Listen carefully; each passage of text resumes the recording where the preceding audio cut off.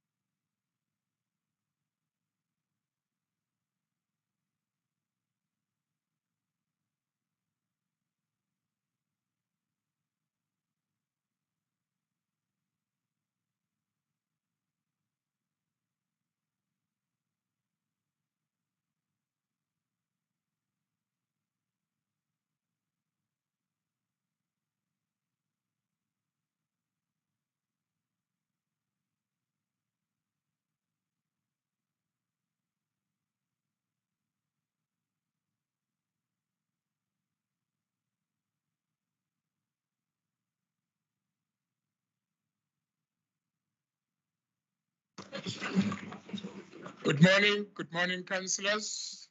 Good morning. May you please be seated? Anderson.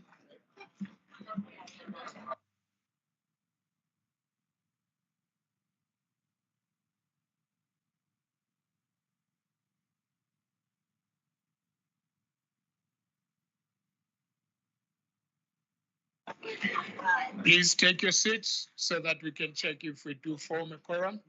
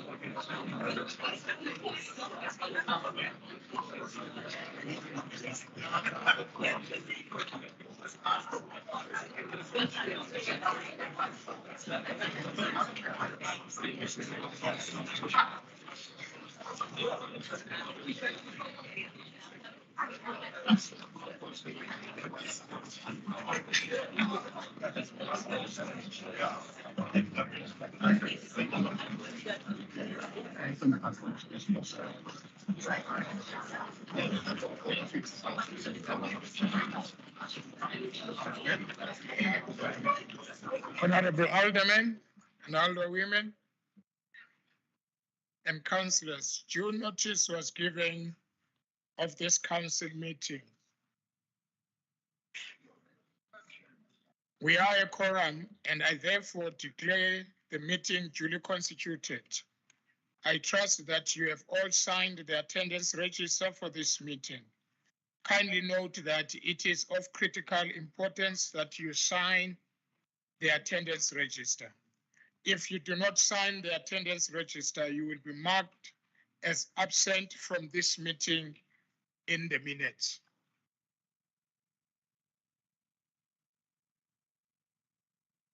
May we now begin with our council meeting by observing a moment of silence in prayer or meditation, please. Councillor Ramabud, moment of prayer and meditation, please. It means we stop what you are doing when we speak of moment of silence and prayer. Sit down, Councillor Ramabud.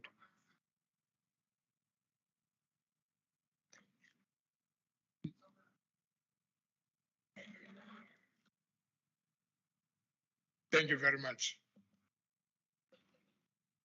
His Worship Executive Mayor, Honorable Chief Kekan and his entourage, Honorable Chief Mahlangu and his entourage, members of the Mayoral Committee, leader of the Executive Business, Chief Whip of Council, Chair of Chairs, Chairpersons of Section 79 committees, leaders of all political parties represented in Council, honorable councillors, officials, members of the media, esteemed City Tshwane residents and public, I welcome you all to this council meeting. Honorable councillors, let me also express a special word of welcome of Councillor Tsogofatso Molifo Mashabela, the newly elected EFF PR councillor replacing former Councillor Mshongo. Unfortunately, they are not here yet. Honorable councillors, for the purpose of informing council in as far as leave of absence for councillors from this council meeting is concerned, I will now call on the Chief Whip of Council to present to council the approved leave of absence of councillors. Chief Whip of Council. Thank you, Speaker. Speaker, just before I do the leave, as discussed with you, I have spoken to Mr. Pillay and he will submit the IEC letter as soon as he received it to Council with regarding to the by-election that took place in Ward 83 yesterday. Okay, thank you. And then, Speaker, the following councillors have been approved in line with our city's processes in acquiring leave of absence. Councillor R. Manhik of the AIC, sick leave. Councillor Tebogo Mashapa, ANC leave. Councillor Mpo Lewele, ANC sick leave. Councillor Tepu Malefane, ANC family responsibility. Councillor Joe Masilela, ANC family responsibility. And then Councillor Freddie Pinar of the DA, sick leave. The following councillors arranged to arrive late. Councillor Ratu Apane, ANC, to arrive at 2. Councillor Yonita De Ploy, DA, to arrive at 2. Councillor Fency Mazabatela, DA, to arrive at 2. And Councillor Morna Erasmus of the Freedom Front Plus to arrive at 1. And then Councillor Morna Erasmus also requested to leave at 5 this afternoon. Thank you, Speaker. Thank you very much, Chief Whip. If I may just step back a bit.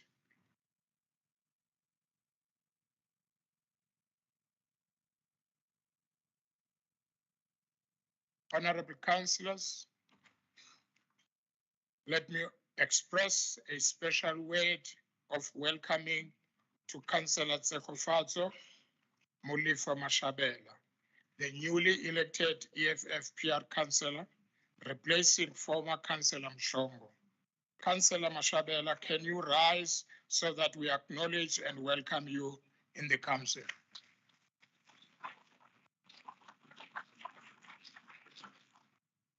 Thank you. You are welcome in the city of Tshwane. Official notice, there are none.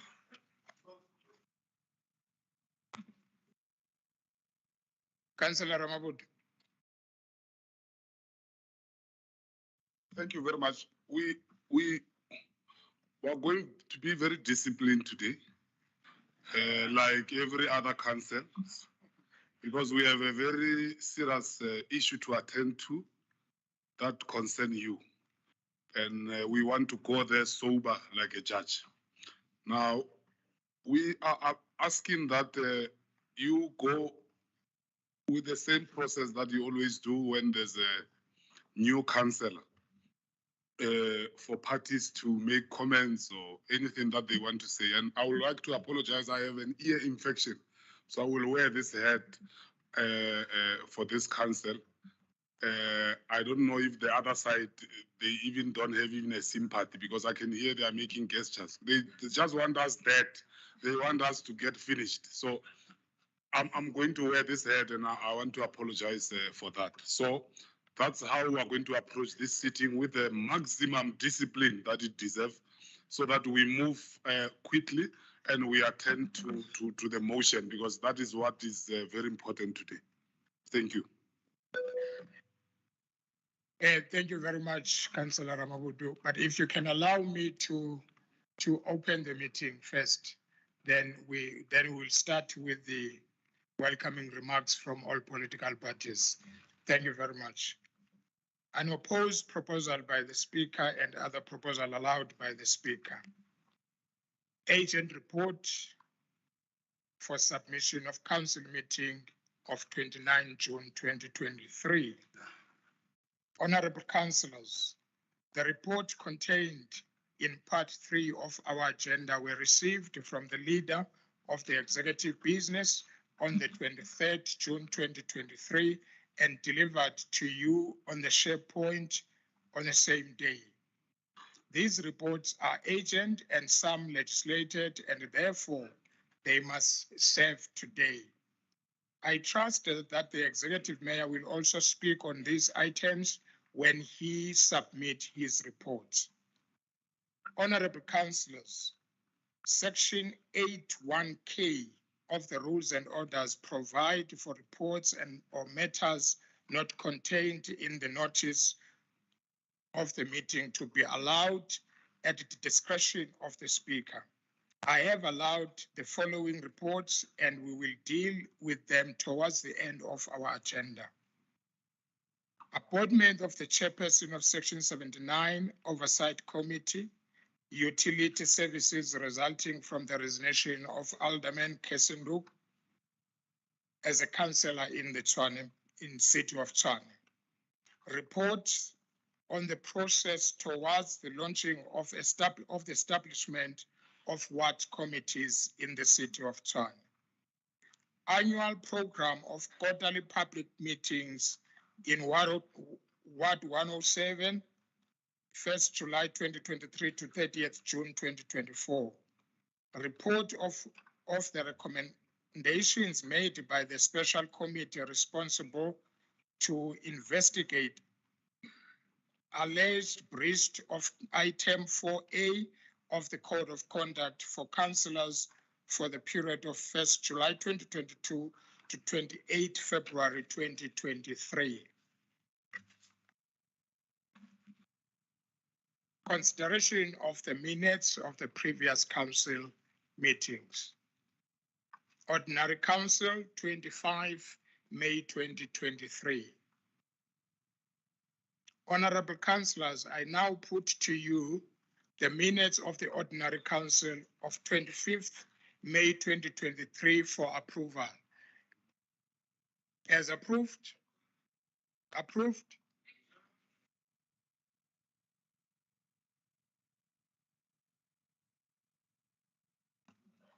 You are marked as absent. Can you address that with the Chief Whip, please? Thanks. Honorable councillors, I now put to you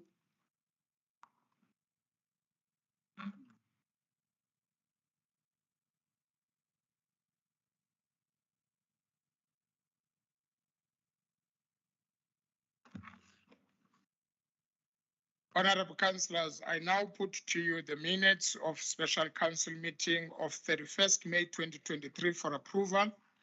Approved.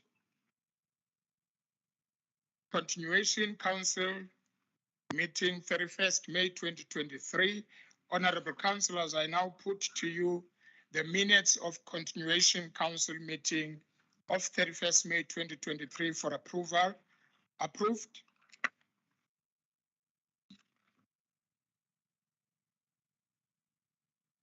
I now, before we continue, allow the mayor to present or submit the reports. Then thereafter, we welcome the newly elected councillor. Executive Mayor. Thank you, Honourable Speaker, Honourable Chief Kekana and his entourage, Honourable Chief Mahlangu and his entourage, the Chief Whip of Council, leader of executive business, members of the MACO, leaders of all the political parties represented in council, honourable aldermen and councillors, officials, ladies and gentlemen, it's my pleasure from the side of the executive to welcome everyone to this council meeting. Also, as we celebrate Youth Month, and as a comparatively young mayor, I think it's my privilege in particular to address council. But of course, Speaker, one of the most pressing issues that we have in this country is the high rate of youth unemployment, a function of the state of the economy, but also of the dysfunction of state institutions. As the city of Tshwane, we can make a relatively small contribution directly in relieving youth unemployment, and we've got a scholarship program, intake of 120 students in any given year. We also have the Tshwane Leadership and Management Academy, the old Primos. Those are relatively small contributions, as I mentioned, but the bigger contribution we can make is to the well-being and the growth and development of our economy, because it is only a rapidly growing economy that will be able to meet the population growth and the demands of ordinary people for an income, a basic means of sustaining a livelihood. And running a capable state, a municipality that has its own affairs in order, that can collect its revenue, that can meet its obligations, that can maintain the infrastructure, the streets, that can do the waste collection and the reticulation, that is an essential simply to continue the current trajectory, but also as a basis for economic growth.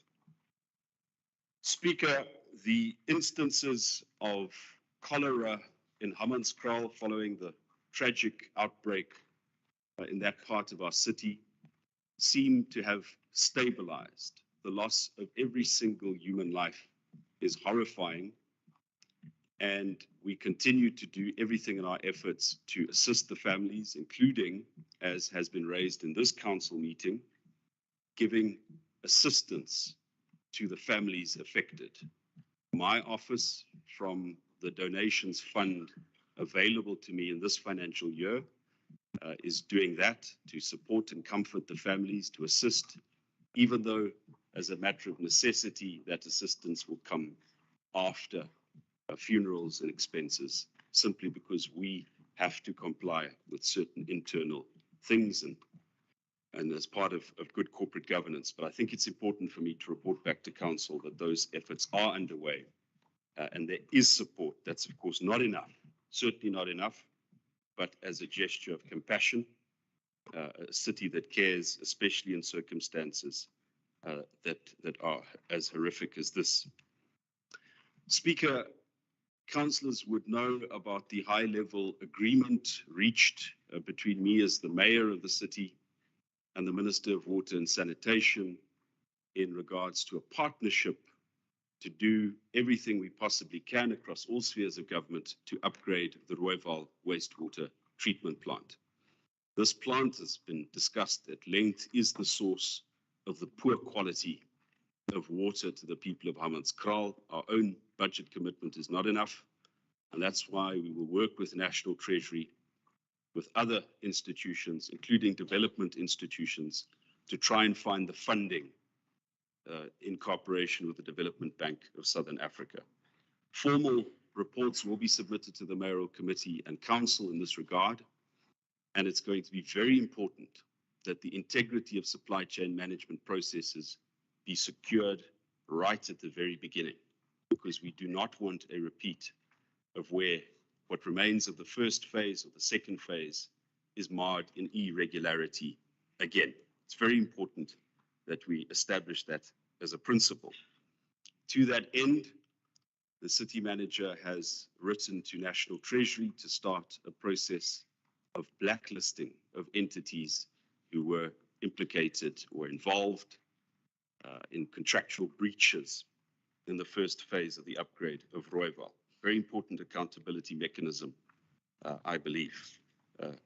Speaker, before I move off of Hammanskraal, it's also very important in my engagements with councillors and communities, the issue of township establishment across the whole of Hammanskraal be prioritized, because it's only with township establishment that one can get proper water reticulation, proper sanitation, and ensure that the conditions which lead to waterborne diseases such as cholera are in fact overturned. In that regard, it will be very important for the city of Tshwane to work very closely with the House of Chief Kekana.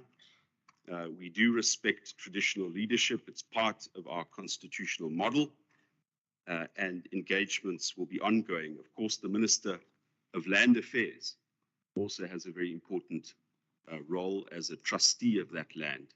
And so those engagements must begin in all earnest so that we ensure that all of the citizens of the city, in fact, live in a metropolitan city with the basic amenities that come with that. Speaker, my biggest concern and priority at mayoral committee level remains the financial position of the city. I've said before that unless we get a control over the finances, we won't be able to meet any of the other ambitions we have for the city. In fact, if we don't make serious changes, including changes in our revenue management value chain, we cannot secure the long-term financial sustainability of the city. So in the minutes of MACO meetings, the reports that come to this council, councillors will see a particular focus on that. And we're working with the National Treasury, we're working with all of the resources available to us. But it's very easy to talk about a culture of non-payment, which is in fact a misnomer, because someone always pays. If residents, households, businesses do not pay for the services they consume, somebody pays. That account is for someone. And we will reach a point where if a so-called culture of non-payment continues, we will run out of money. But it's not just a matter of saying that residents must pay, it's also saying what we as a municipality should do on the inside to get our house in order, to make sure that services are connected, registered, metered, billed, that credit disconnections occur when there's non-payment, that we implement the indigent policy, and we can admit that those things, our house is not in order. And unless we fix that, we won't secure the long-term financial sustainability of the city. Speaker, I am tabling the reports contained in this agenda. Let me just take a sip of water. I promise I'm almost done. The reports on this agenda are very important, and many of them are time critical, including those related to dealing with the West Capital Agreement, the settlement in that regard, including Schubert Park, the action plan required to deal with the adverse audit obtained for the 2021 financial year, as well as acting appointments in senior management positions. Many of those positions have already been advertised. The shortlisting is taking place, but we cannot have a situation where nobody attends to the management of those Section 56 positions without a council authorization. Then, of course, there is the report on the valuer, also the municipal valuer, also a less than ideal circumstance, which we will ask the city manager to investigate. How did we get to the point where we are so dependent on one person? But the fact is that we are. And unless we take these measures in the short term, there will be no medium or long-term decisions for us to make or corrections to make. Speaker, I am withdrawing one of the reports contained in today's council agenda, and that is item 11, dealing with delegations in terms of section 34 sub 4 of the municipal asset transfer regulations to the city manager. This set of delegations are very important for council to conduct its business, to make sure that we don't sit with lapsed leases, that we don't overload council meetings with reports that can be dealt with effectively by the accounting officer. But in the coalition, the concern remains the oversight exercised over those delegations. It is a legitimate concern, but Speaker, it is my conviction. Can you hold a second, Executive Mayor? Oh, okay.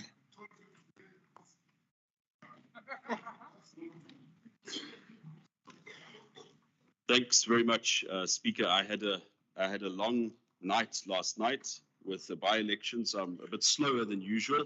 I'm reaching the end.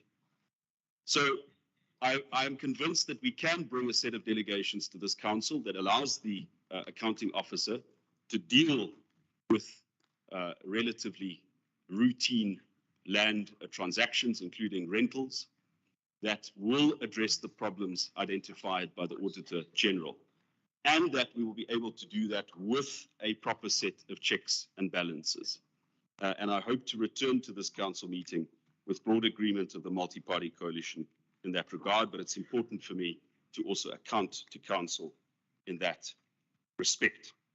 Having said that, Speaker, and withdrawing item 11, I table the reports as contained in the agenda of this meeting. Thanks very much.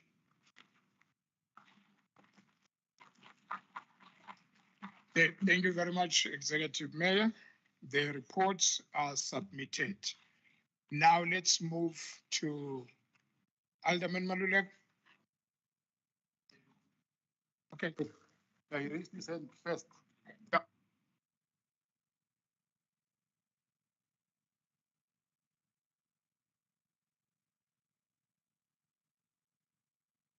Why don't you clap hands? Huh? So we also had a long night yesterday, very long, and we became number 3 after FF Plus. So it looks like there's a progress. Of course, number 1 is the DA. So we are impressed. We have to do a lot of work. So I'm glad that you've withdrawn the report, item 11. That was madness. I don't want to lie. That report, the way it was, we were going to engage further on it. We were not impressed as the caucus about the report. So we are glad that you have withdrawn it, and we hope that such reports, before you table them, we don't want those secret meetings. But if you can send your representative to speak with our whip, we will be glad to engage such reports before they come to council, so that we don't have a situation where you have to withdraw them. Thank you very much. Thank you very much, Councillor Ramabudu. Alderman Malulek. No, thanks, Speaker. On a point of information, this report, item 11, is withdrawn for the second time now. And it has nothing to do with what is contained in the report, because if you look at discussions in that report, and I'm not discussing a report that has been withdrawn, but I'm just saying that if this agency to have money in the city, we must have a dispensation that allows us to have a flow of alienating land, so that we can be able to derive value and money out of these properties that we want to sell. That is a progressive report. I differ with what Councillor Ramabudu says. But the difference here is political discord amongst coalition members. Because one city manager gets delegation authority from council, he must bring a report to council.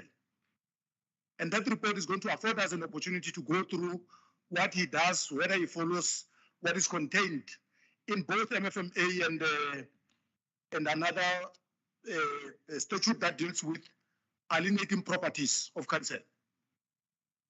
Then I'll just shut up, man. You're just irritating. You're just a mosquito. Shut up. No, just shut up. You are just a mosquito. You are irritating. But shut up. Therefore, Speaker, I'm just appealing to the mayor that if there's an issue that has been raised that we don't have money, anything that, but you, We are on a point of information. Okay, I note you. We are in a point of information. Can you finish this, please? Thanks. I will call you after that. Finish up. yeah, then Speaker, our appeal is that that report must be brought back in future, in the nearest future, so that we do not have a queue of people that are putting big quantums of money and somebody who has to build a car wash. We should have different dispensations. I agree that there should be accountability, and council was going to receive these reports and read the reports and raise its issues. Therefore, accountability remains with council. Therefore, city manager can abuse delegated authority. I don't agree on that point. Thank you. Yes, Council. Thank you, Speaker. I'd like to refer Councillor Maluleka to Rules and Ethics for unbecoming language to another councillor in council using shut up as well as calling people mosquitoes. Thank you, Chair.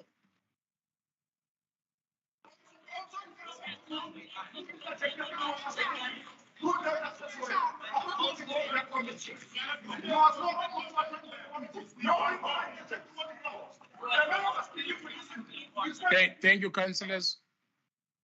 Thank you, councillors. Thank you, councillors.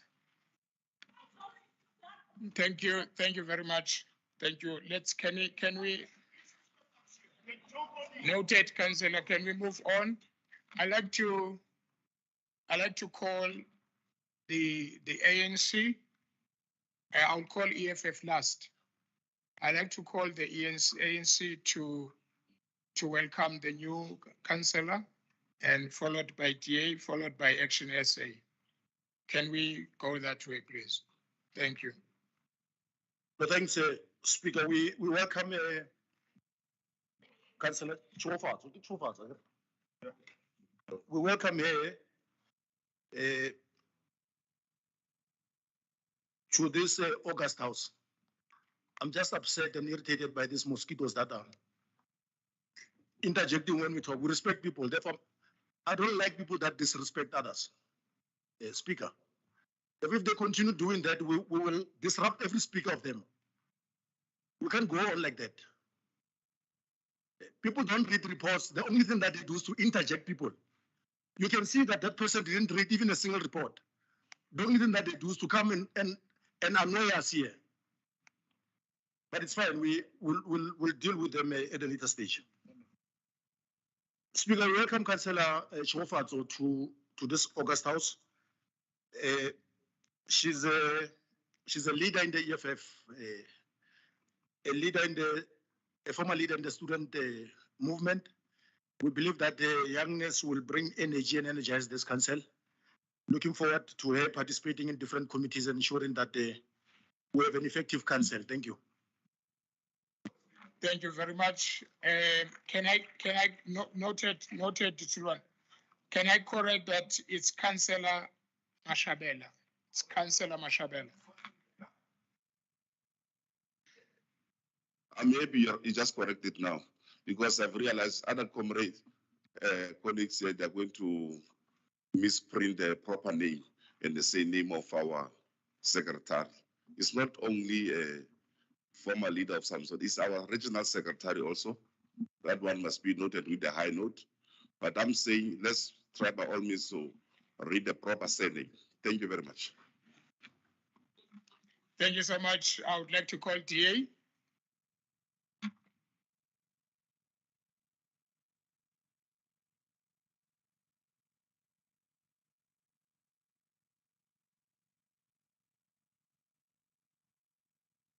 You know, I reserved a special slot for women caucus. Yeah, I've reserved a special slot. So can I have DA? Then I'll call the women caucus because it's a woman councillor that we are welcoming here. DA? Honorable Speaker, thanks for the good gesture also for reserving for multi-party women caucus. but would like to welcome Councillor Chairperson Shabela. She has been the researcher in the office of the Chief Whip, beside the responsibility of being the regional secretary of the EFF. We have interacted with her in many times, and she is a sober woman, and we would like to welcome her. Co-starting or in the political circle, Baba Maratamba Mija Stabas. So we would like to welcome her to this chamber, and we believe that she will make the necessary contribution. Kimbokoto Ramotseba, Khaitidi Amasogana Rago Amogela, Rarapshapshadiat. Thank you very much, Speaker. Thank you very much, Councillor Makhaleni. Action SA. And followed by FF Plus. Action SA. Dr. S, I nearly said Dr. Speaker, I miss Makwarela. Speaker, good morning, colleagues. As Action SA, we take this opportunity to welcome to this house Councillor Mashabela from the EFF.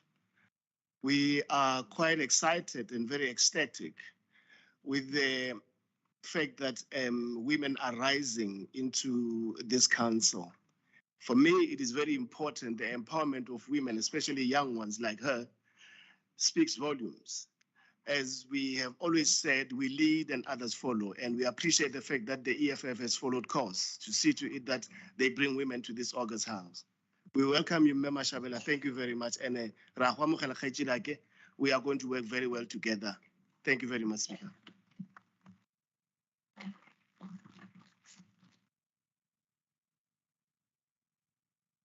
FF Plus.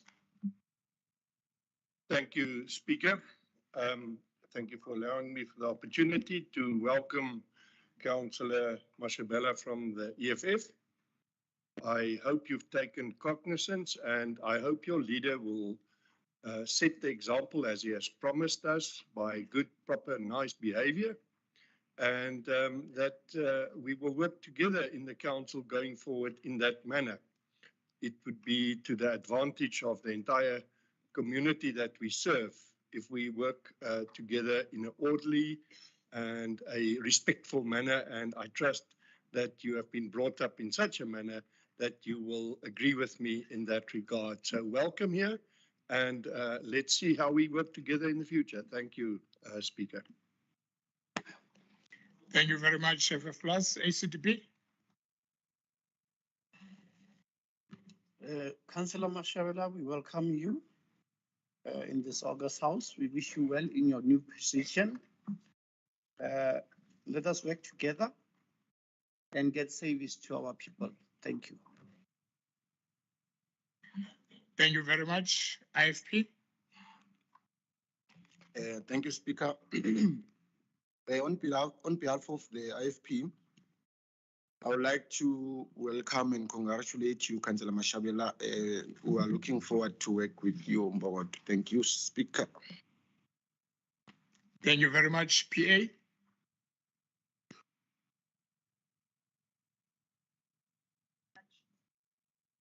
Speaker, in the interest of time, I have been asked again to speak on behalf of the minority parties in opposition. We welcome Councillor Mashabela, the Regional Secretary of EFF. The record speaks for itself. We can only hope that she will be of value to this council. So on behalf of the minority parties on the side, we welcome her. Thank you.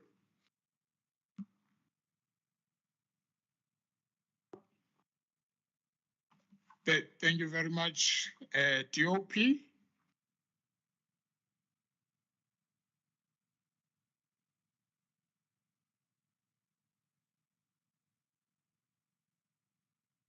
Okay, so you are speaking on behalf of the multi-parties.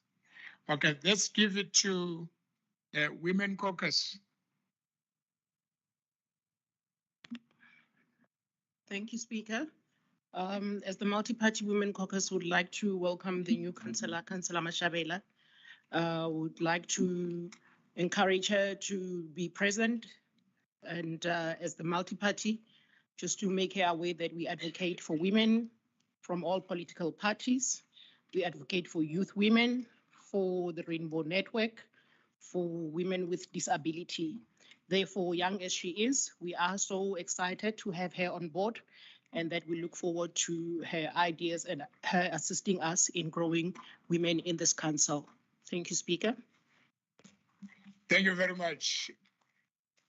EFF?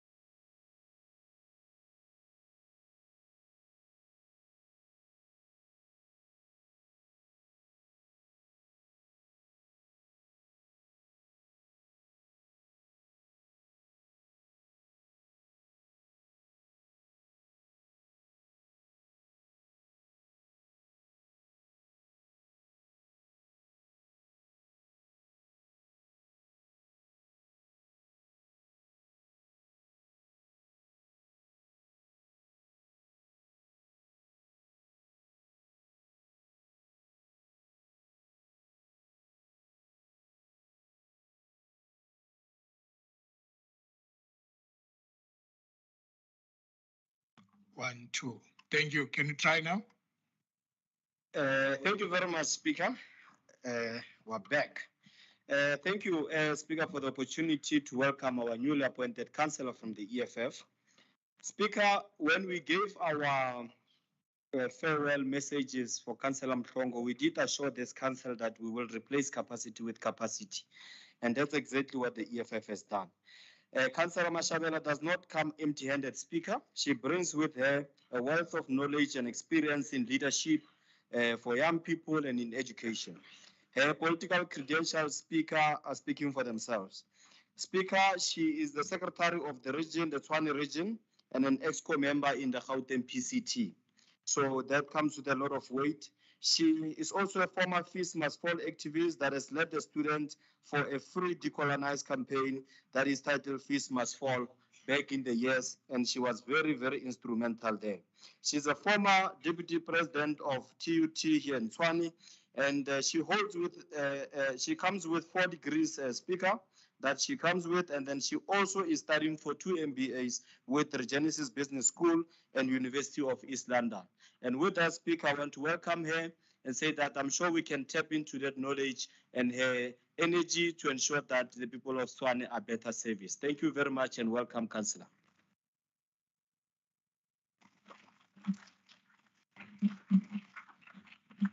Thank you. Thank you very much.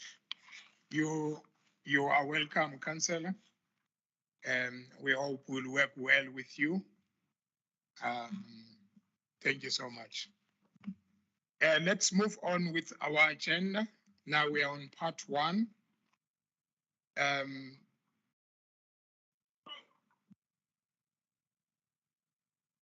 We are on item number 1 on our reports. Reference number 29607/1. Group Property Department feedback report, proposed consolidation and subsequent lease of portion of Evan 17 to 23, 25, 72, 73, 120, 121, 168, 169, 216, 217, 297, and 709.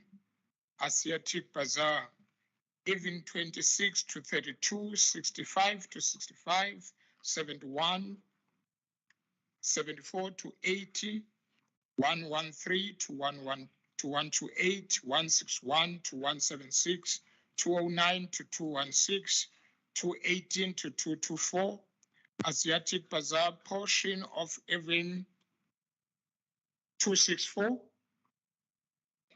265, 305, 312, 313, 319, 320, 354, 355, 360, 362, 363, 364, 365, 366, and 398 Cape Boys location. Even 257 to 6 to 263, 266 to 272, 306 to 311, 314 to 318, 356 to 359 Cape Boys location. And EF 3020 Pretoria. This report is on page 6 to page 37 to page 371. Recommendations on 26. On this item, I've got Councillor Ditsulwane from EFF and Councillor Munama for Action SA, Councillor Sarah Mabota from Good. 3 minutes, Councillor Ditsulwane. Councillor Ditsulwane. Councillor Ramabut.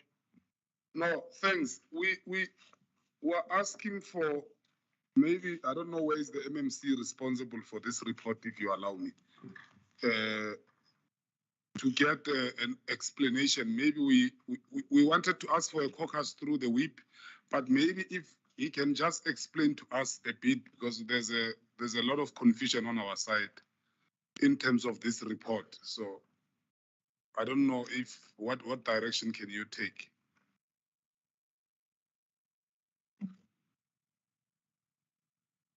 MMC, can you be able to explain?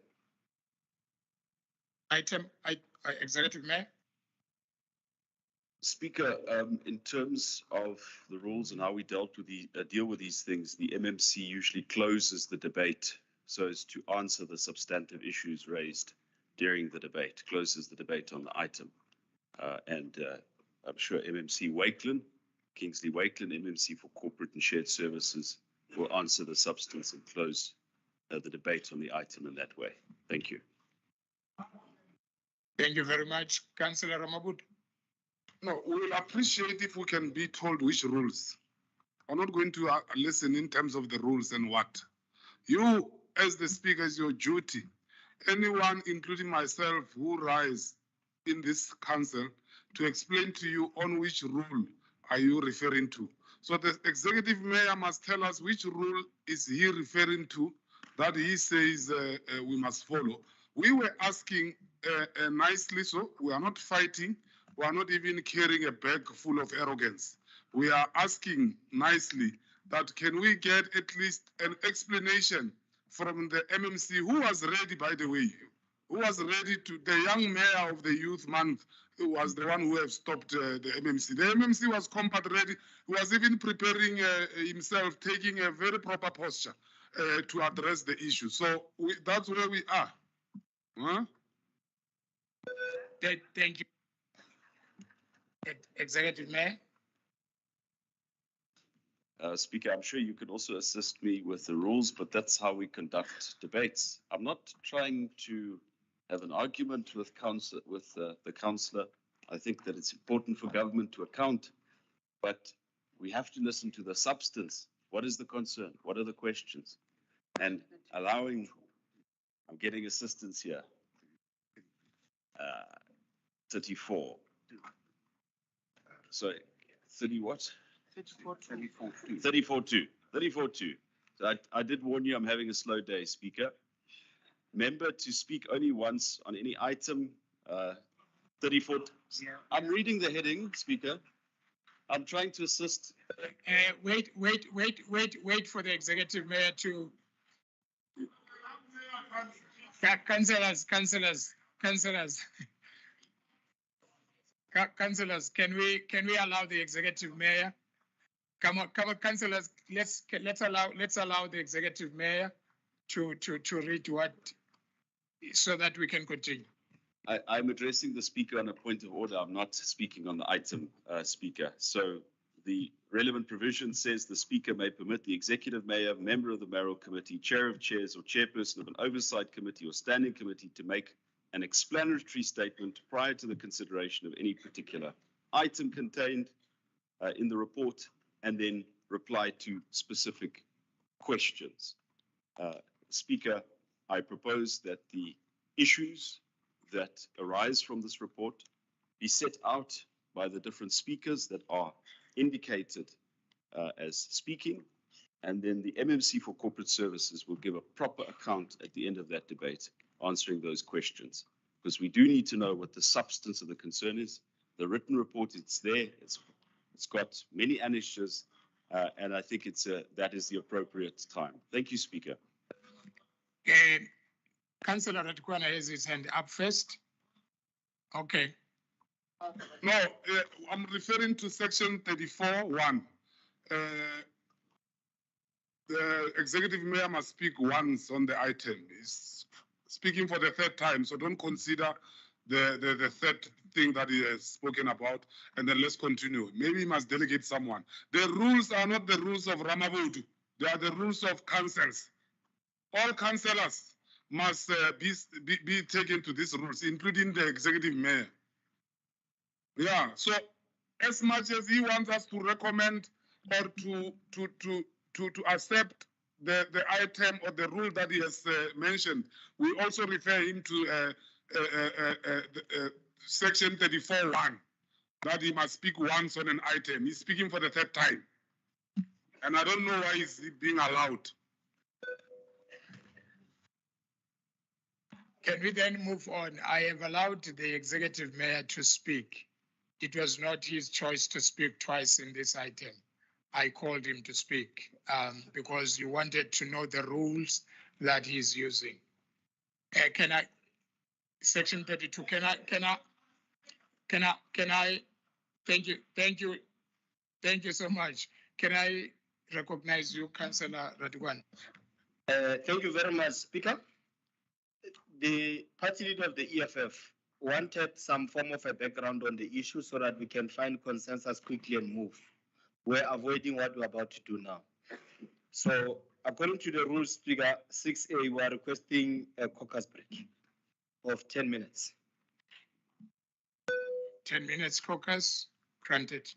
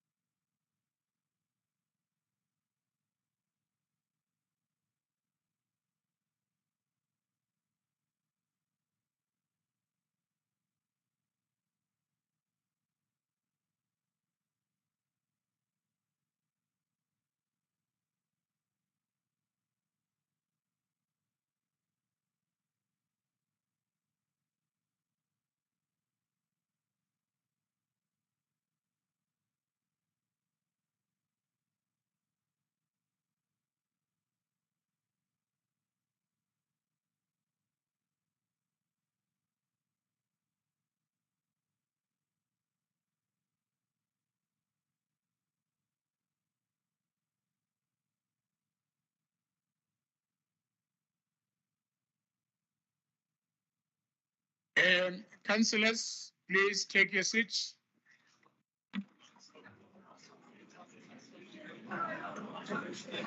Let's take our seats, councillors. Thank you.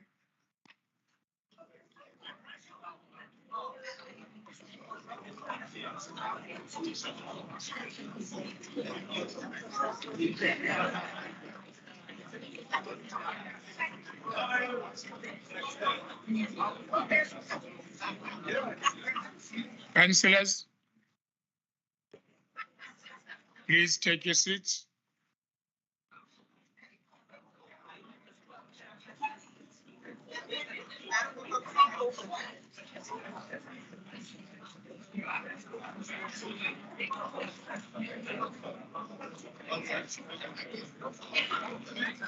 Councillors, can you take our seats, please? Thank you.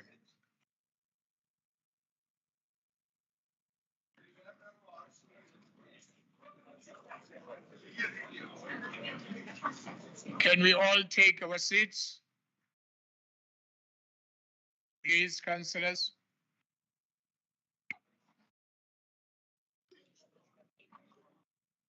Take your seats, please.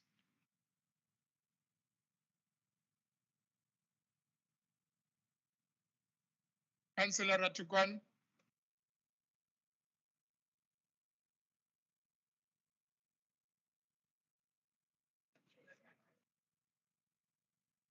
Councillors, thank you. Councillor Ratukwana, feedback, please. Thank you very much, Speaker, for the opportunity to caucus. We managed to get the clarity we were requesting from various parties and the caucus internally. We can proceed. Thank you. Thank you very much. Does Councillor Disolwana still speak?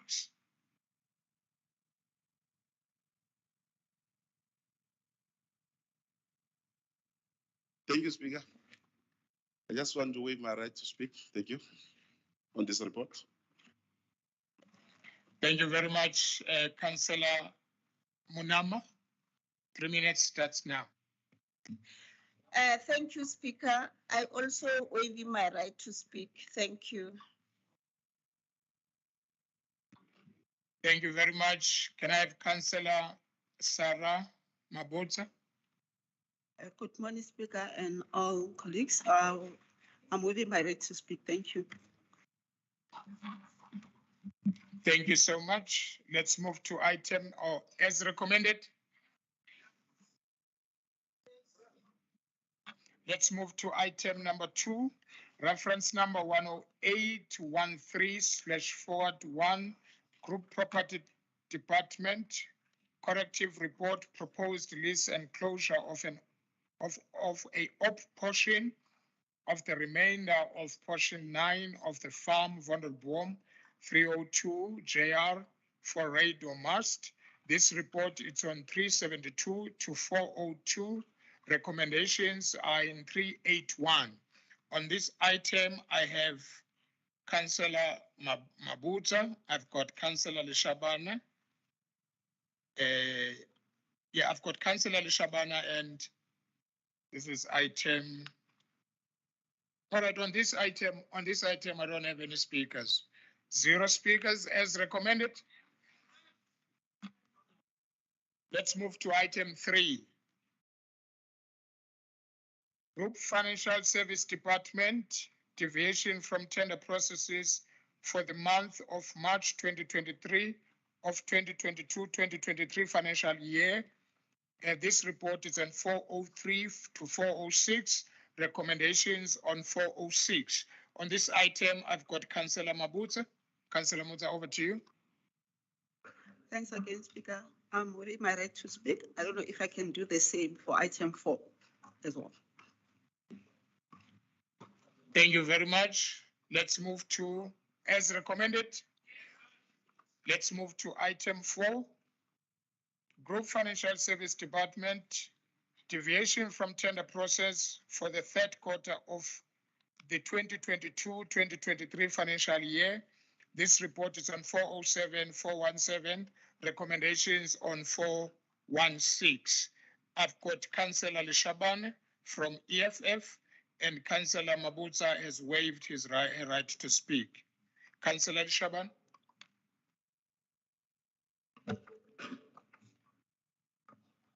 Thank you, Honorable Speaker.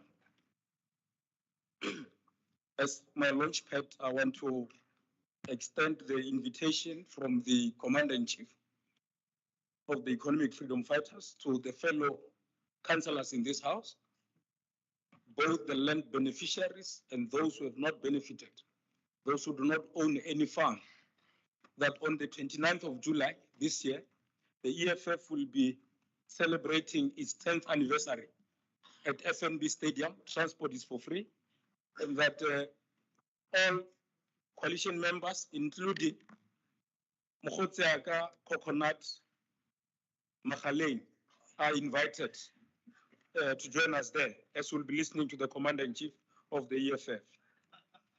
Honorable Speaker, this report is as tabulated to us from the Mayoral Committee, and it's a deviation that has been authorized or sought to be authorized by the city manager. We note the content of the report was discussed. As the Economic Freedom Fighters, we have got questions that arise out of this report. One of the questions that we have here is that what measures are there? Because this report does not in actual fact tell us which of these companies were awarded a tender of a service that they cannot render.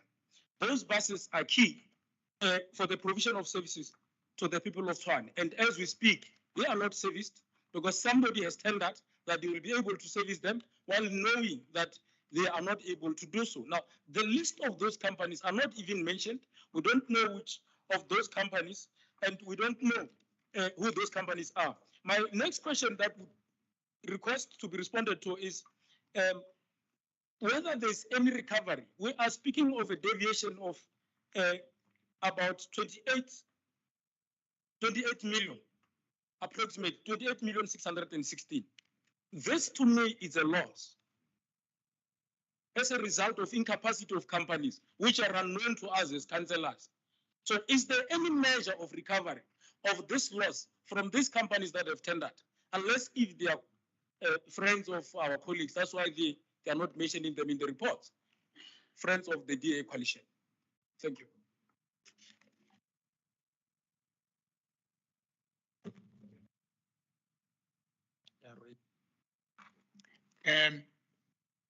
Thank you, Councillor. As recommended, let's move to item 5. Reference number 36382/1, Group Financial Service Department, Section 32 report for the month of March 2023 to the 2022-2023 financial year. This report is on 418427, recommendations on 426 recommendations. On this item, I've got Councillor Mabohwane from EFF. 3 minutes starts now. Thanks very much, Speaker. EFF takes note of the continuing trend by the DA-led administration to spend the money of our people of Tshwane recklessly, without following proper or appropriate legislations.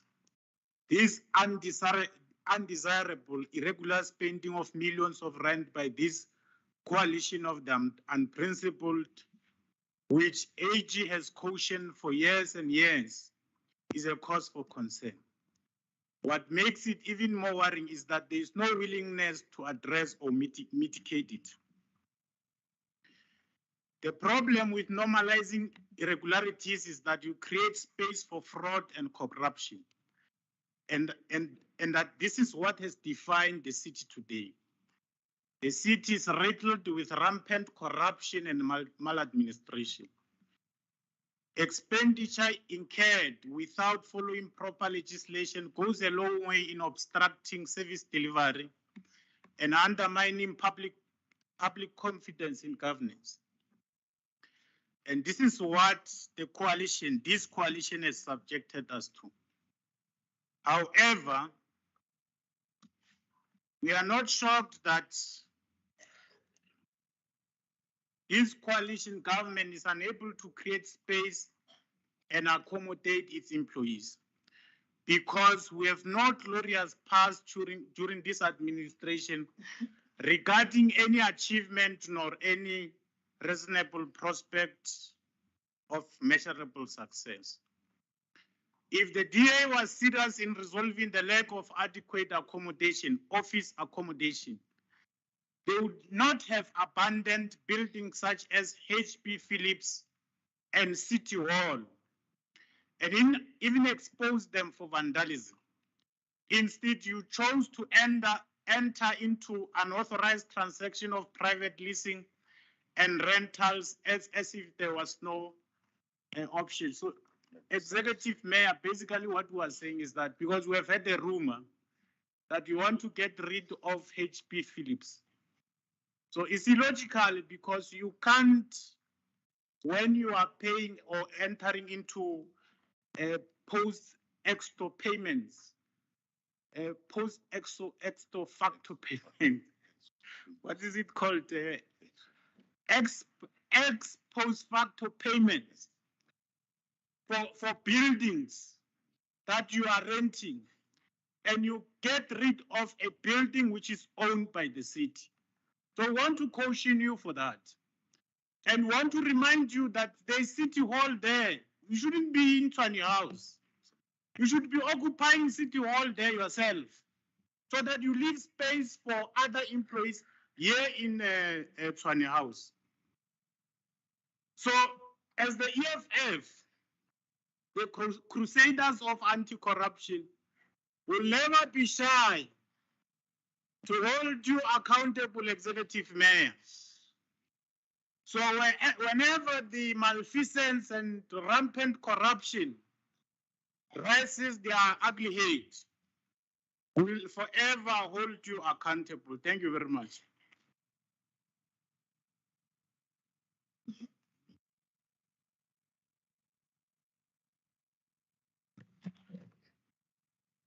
No, I think you must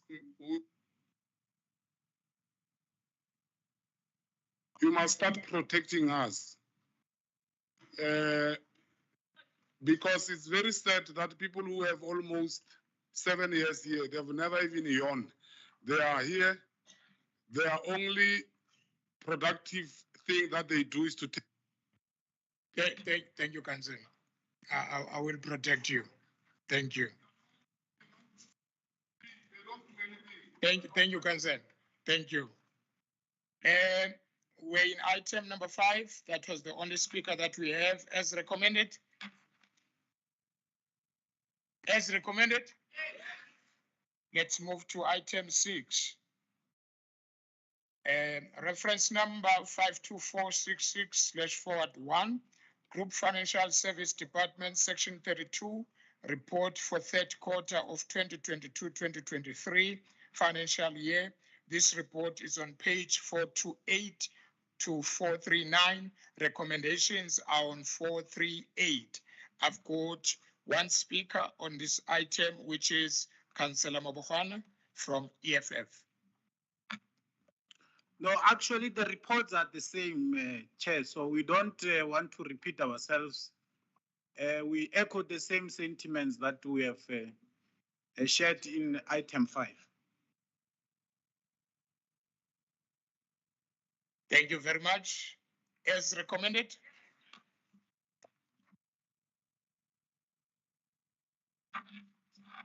Let's move to part 2. Report 7, reference number 41158/1. Group Property Department proposed sales of portion of a road reserved situated at the corner of Jackie's and Waldrift Street, adjacent to the ERF 663 Maraleta Park Extension 1 for residential purposes. This report is on page 4 to 18. Recommendations are on page 15. On this item, I've got Councillor P. Matlala from EFF. 3 minutes starts now. No, thank you, Speaker. As EFF, we take note of the report for as long as the cost of everything that is going to be done there is not of the city. We further would like to state that this report is such a classical example that the DA serves only in the affluent areas, better or serves to please the whites. If this kind of request was submitted by the poor of the poorest in the township, it would have not been processed by now.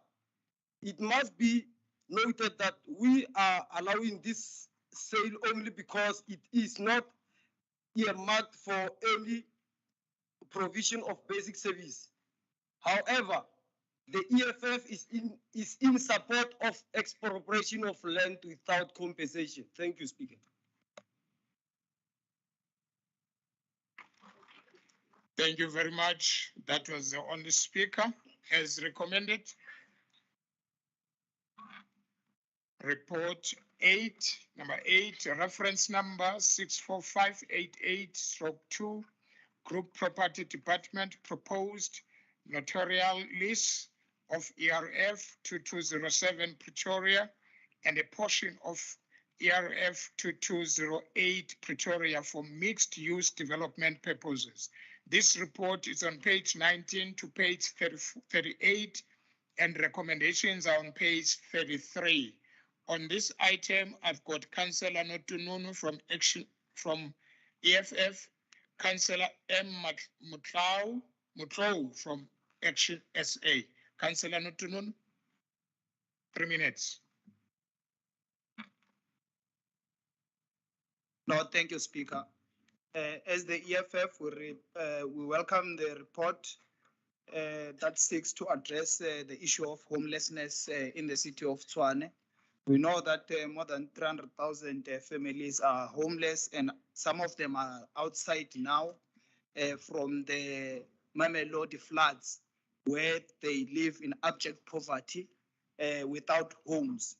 We also demand a fair allocation of flats to the low income earning employees and not to be subjected to these things of credit score. If you can afford to pay, get in there, get a flat, and then you stay there. The city must directly supply electricity to those flats and do away with the third-party suppliers, which charge exorbitant price when it comes to billing of electricity and water. Like the example of Tembelihle, where the property was developed and handed over to an agency who now calls third-party electricity suppliers to charge people who are supposed to be earning low income to stay in those flats to pay a lot of amount in terms of electricity and other rates.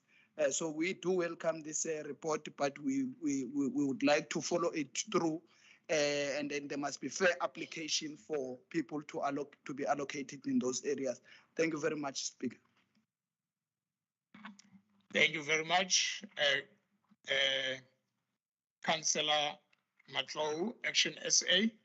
3 minutes starts now. Okay, thanks, Speaker.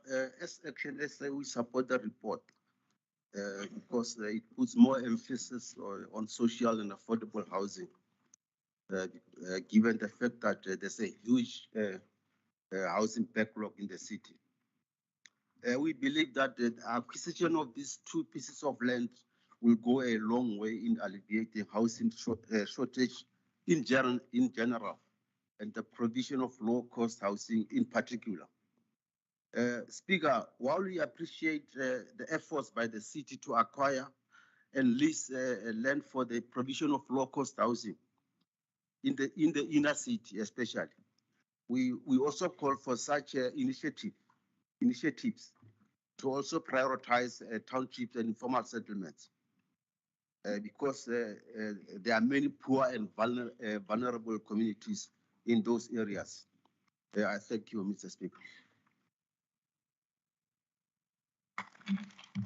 Thank you very much. That was the last speaker on this report as recommended. Item 9, reference number 34768/2, Group Property Department, proposed list of ERF 612, Refilwe Manor for early childhood development. This report is on page 39 to 55, recommendations on page 50. On this item, I've got Councillor Rasweswe from EFF. 3 minutes starts now. Thank you, Speaker. As the economic freedom fighters, we welcome and support the report. The report also speaks to our founding manifesto on the issue of land being owned by the state on behalf of the people, and anyone who wants to utilize it must apply for a permit. We take note that the report seeks to lease for 30 years, and we support it because the land is not being sold. However, we want to state categorically clear that we want transparency in awarding the lease, and wish to call on the mayor to expedite report on this nature to come to council to ensure that facilities or properties that can be used for ECD centers are prioritized. We call on the MMC of Social Development to visit ECD centers across the municipality, with focus being on the township and informal settlement, to see the conditions, and the municipality to intervene by providing adequate assistance. Thank you. Thank you very much. As recommended, let's move to item 10. Reference number 14734/3, Group Property Department, proposed sale of a portion of ERF 20202, Mamelodi to the Tshwane North TVET College for higher education. This report is on page 56 to 75, recommendations on 68. I've got Councillor Ratukwane on this item. Your 3 minutes starts now. Thank you very much, Speaker, and greetings to all the councillors and the EFF leadership. Speaker, as a matter of principle, we as the EFF conceptualize and recognize the state as one, and we denounce regionalism. As such, Speaker, we believe that in this case, this transaction benefits the state in its entirety, and the social and economic impact of this particular report will be beneficial to the state as one and the residents of Tshwane and South Africa. Speaker, we, however, see that this transaction, it's actually a bit late, because we wanted this particular transaction to happen much earlier so that our people can access education. Currently, Speaker, we've got kids and young people who are on the streets and are busy with drugs and have been lured into drugs because there is no facilities of education. Speaker, this report is a good start for good things, and we believe that the social and economic impact of it is going to be quite beneficial to the community of Mamelodi and South Africa in large. We believe, Speaker, that the fact that education will be closer to the residents of Mamelodi, and we are going to see economic developments there, and we are going to see the young people having to benefit automatically from that particular transaction, and or the plans thereof to sell this particular land to the Tshwane North TVET College. We, Speaker, support this particular report because it's in line with the aspects of the EFF manifesto in making sure that education is accessible. And in this, Speaker, we want to say that we want to see free decolonized education in South Africa, and this will make sure that these institutions are built. And therefore, Speaker, we want to support this report on those bases. Thank you very much.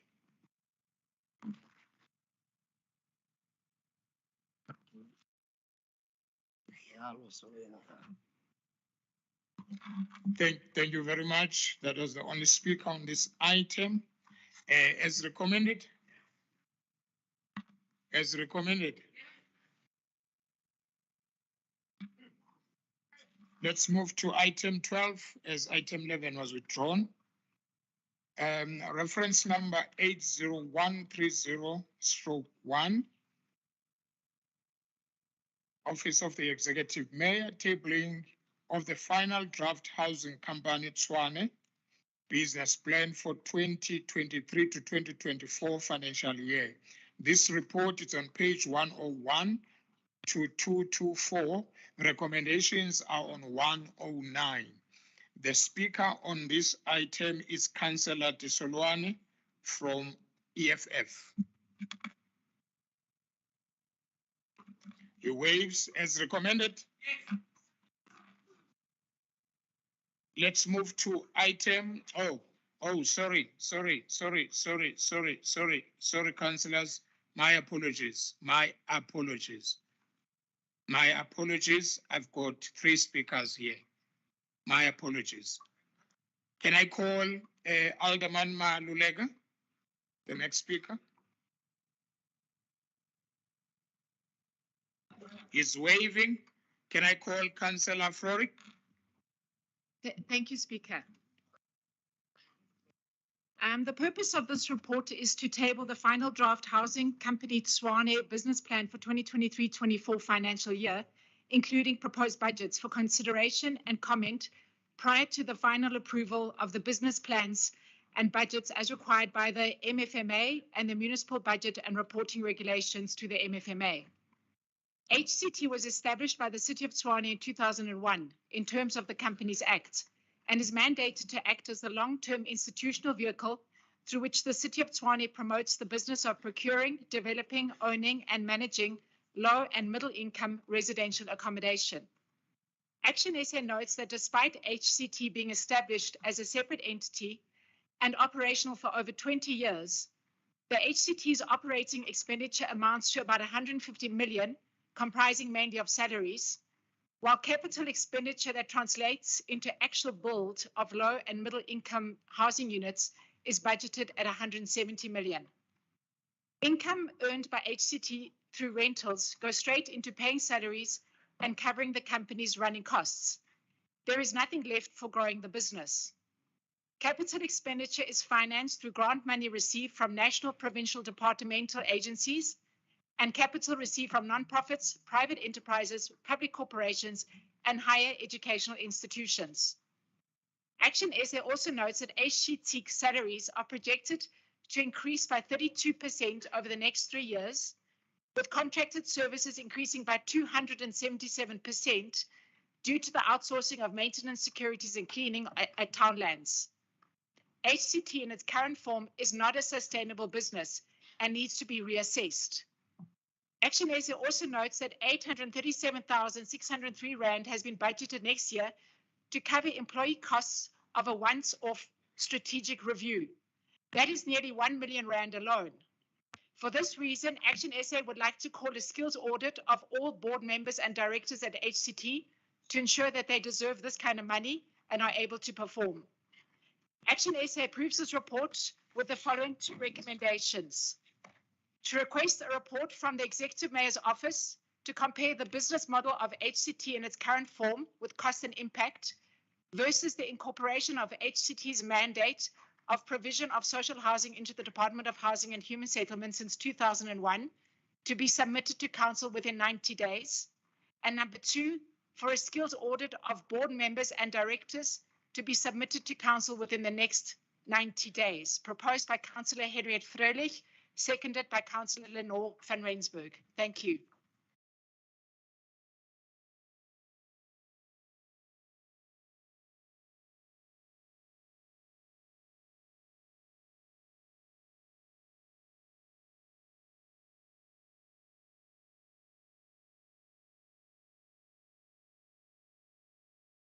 Its current form versus the incorporation of HCT mandates of provision for social housing into a Department of Housing and Human Settlement 2001 be submitted to council within 90 days.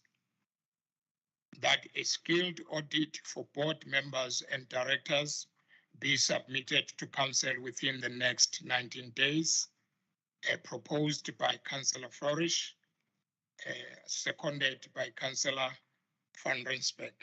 As amended.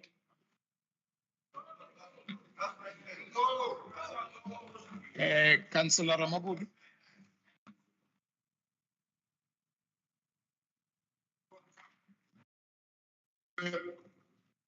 I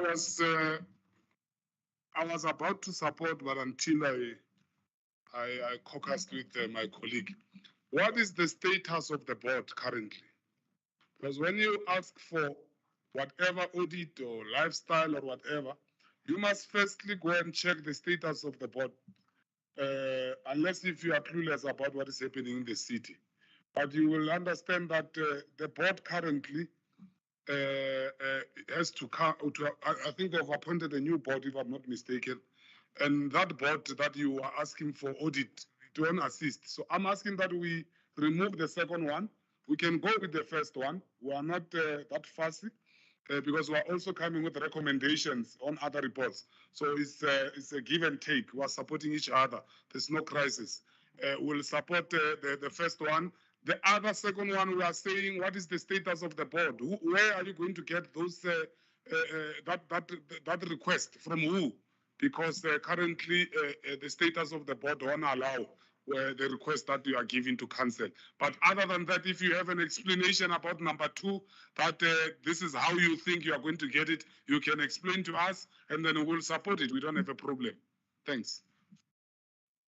Thank you very much, Alderman Maluleke. No, thanks, Speaker.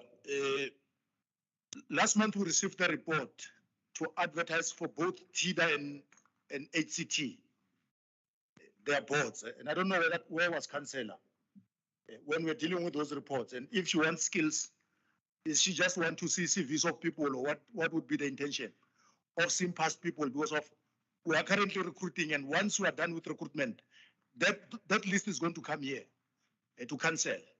But I think the contention is not necessarily skills, it's about the money that is paid to board members. And we must just understand and have an appreciation of what is HCT and where it derives its money, how it raises money for social development and other things. It's not just an easy thing to do. Those board members that sit there, there's also a prescribed period of meetings that you need to have in a year. You can't just have many meetings for the sake of pocketing money. Then those things are there, they're prescribed in terms of the boards of entities that we're having. But I think what we need to do is to make a follow-up, because the argument should be, how then do we have oversight over entities when they reside in the mayor's office? So that from time to time we can be able to follow these things. We must clinically, city manager, find a way of making sure that there's also accountability on entities, because they don't belong to Section 79 on economic development or human settlement. You just meet these reports when you meet, you come here. What the shareholder does there or any other thing is a challenge. But those recommendations would not support the chair, because the arguments, I think it might be issue of accountability and other things, but they're going to be addressed in terms of who becomes the board, what are their skills, because they go through a rigorous process of interviews and other things. Thank you.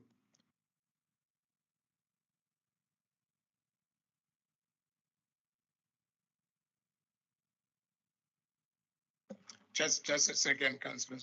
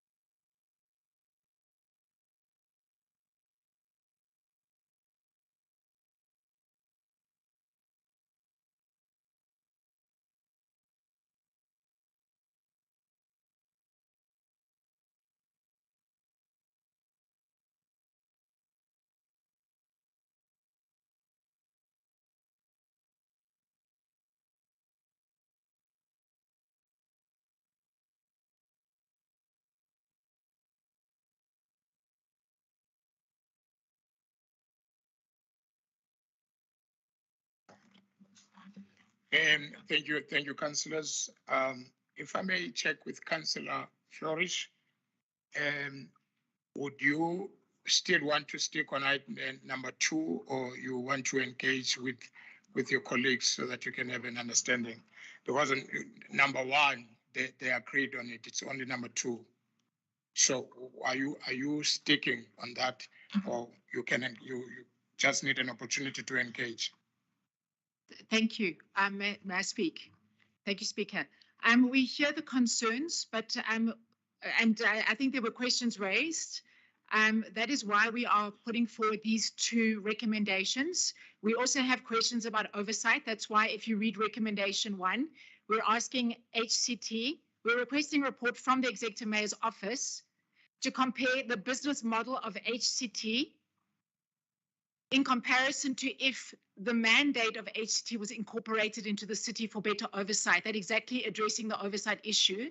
So that is the report we're requesting. And number 2, it is a skills audit of board members and directors for us to be able to see what are the qualifications. This is the oversight mandate that we as a council have.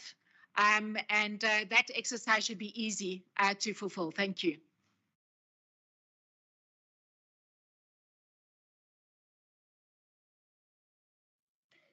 Noted. Councillor Mabufana, yes? No, thanks very much, Chair. Chairperson, and I think that we must emphasize that we're in agreement with Councillor Maluleke that we are not necessarily against the skills audit. But what we think should happen is that the skills audit must happen across the board. It should be targeted only to a particular department. It must happen in the whole of Tshwane. It's like currently what is happening is that the mistake that the D administration wants to do is to implement lifestyle audit only to a particular department. And we're against that. So let there be parity, and these things are applied across the board. Thank you. Thank you, Councillor Mem. Thank you, Speaker. I just want to make you aware of it that these are 2 additional recommendations to the recommendation that's in the report. I don't know if it's been noted as that. So these are additional to the recommendation in the report. Yes, I'm aware. Councillor Ramabud.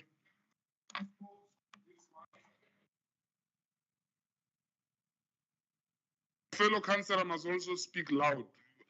We can't even hear him. He's cozy. I don't understand. He must. We are asking that let's deal with this one. Then after we can entertain whatever.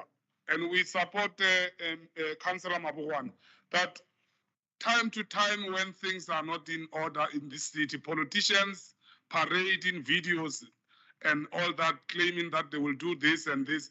That lifestyle audit or any skills audit must happen across the board. It can't be only a certain department as if we are targeting individuals.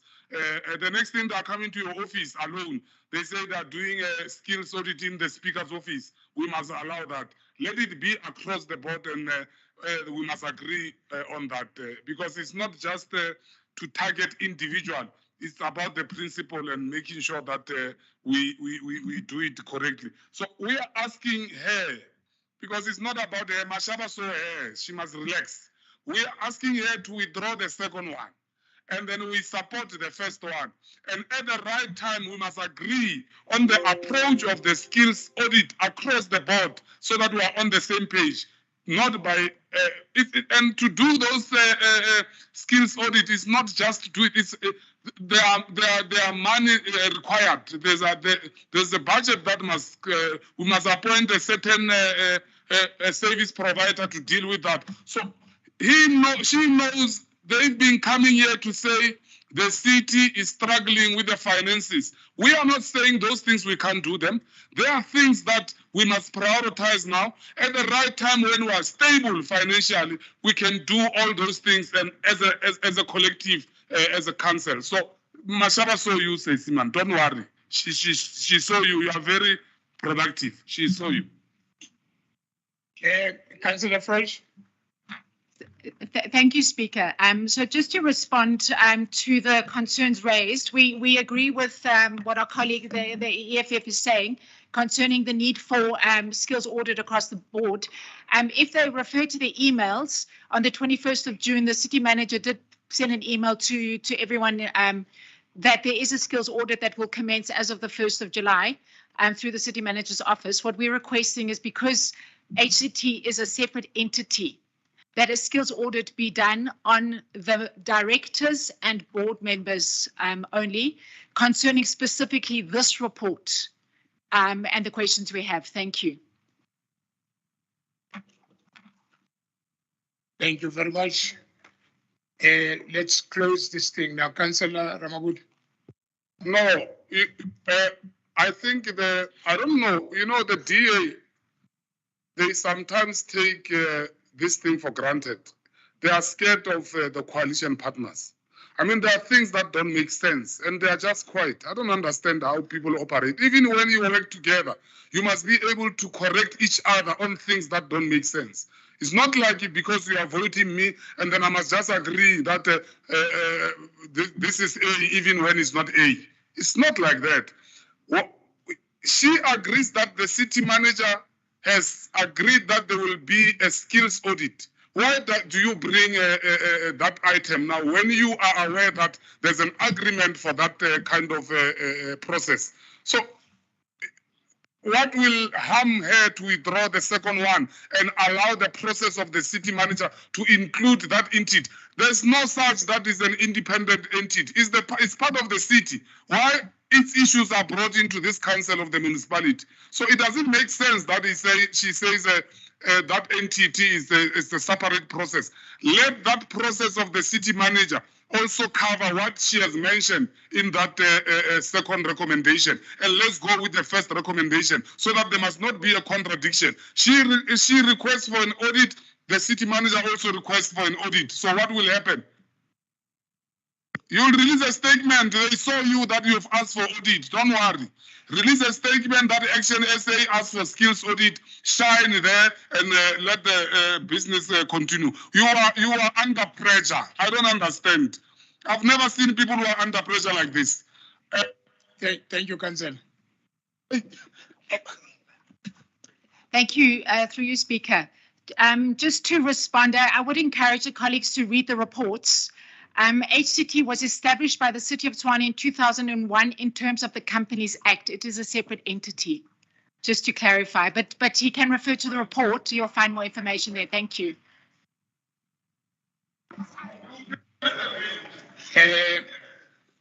Councillor McFarlane. Thank you, Speaker. In terms of Section 24, when amendment is being brought, Speaker can speak only once, the proposer can speak twice. But it's looked like we have stuck on this report, and many same individuals, same councillors make contributions even to fifth time, sixth time.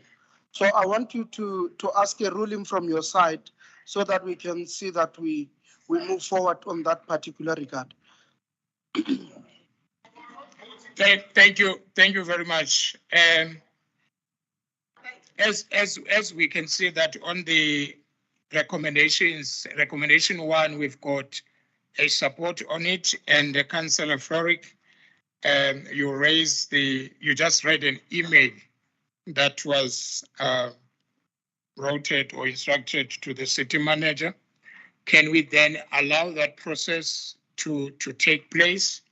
Then we agree on the item on number 1 amendment, and the second one, can we then refer it back to the city manager so that he deal with the processes that he was given, or with the mandate that he was given? That is my ruling. As amended.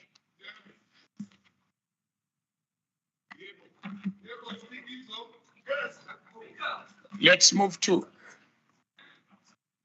Councillor Floric. Speaker. Speak.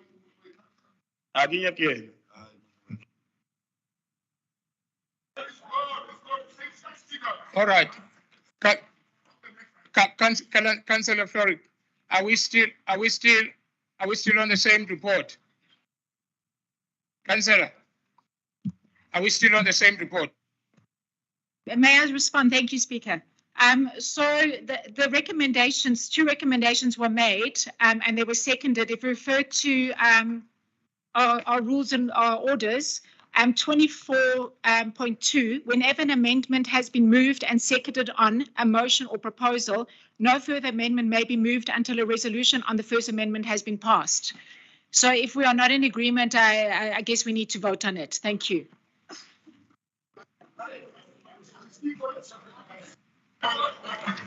Point of order. No, thank you very much. The supreme leader there raised that no member must speak for the 7th time, 6th time with passion. But because his coalition partners, he was mum. I will allow anything. We are done with the issue of that amendment. You've asked the House as recommended, and then we said yes. We are done. We are not going to be stuck there and be taken back. We are now proceeding to the next item, and then the Speaker's ruling is final. The Speaker's ruling is final. Thank you, Speaker. Go and check section 40, Madam. The Speaker's ruling is final. We are proceeding. Let's go. No. Councillors,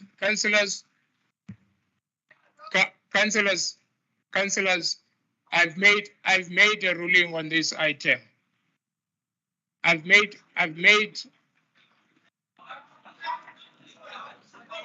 No. I'm recognizing you now.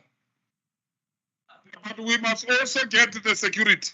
If people want to disrupt, let's use the rules. We are not going to be harassed here. That's section 37, check it there. We must get security. We are not going to be harassed by action SA here. Sorry, Councillor. I've recognized the Councillor at the back.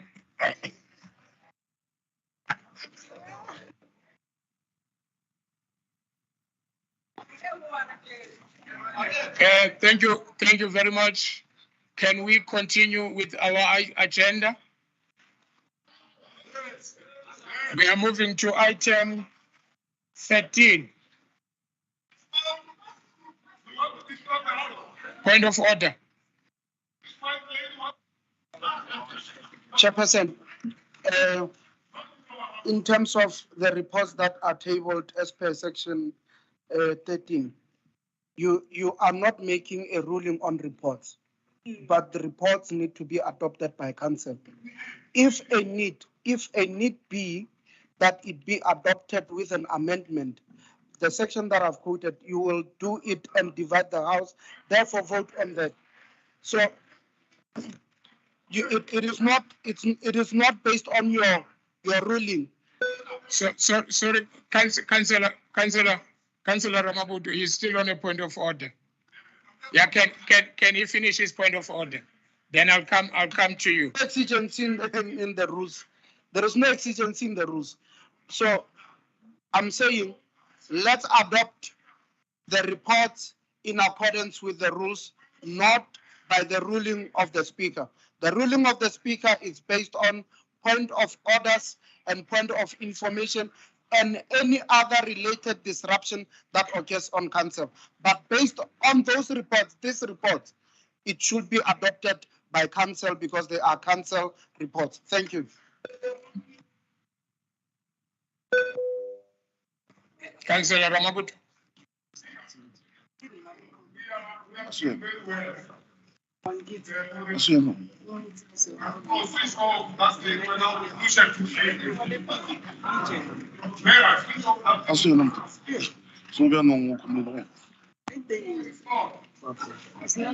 Oh.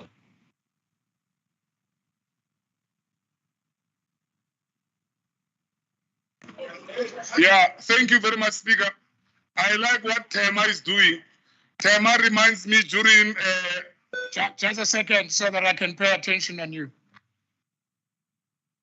Na pere just save ana Tema na kwela save Mateve. Same just. Huh?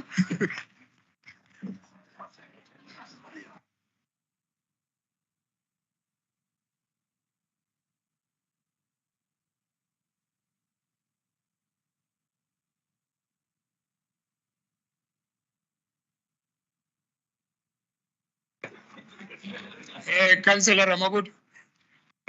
No, Speaker. No, you know, there are memories here. So the time Councillor Mateve was dismissing motions, Tema was wearing the same jacket. And for 3 years, the MMC dismissing those motions, even when we had majority, by the way, and we are not bluffing, it's true, they can go and check with their archives there, is there. Thank you, Councillor. Point of order is on section 38, point of information. I think it's clear that if people are not happy with the ruling, they know what to do in terms of the rules.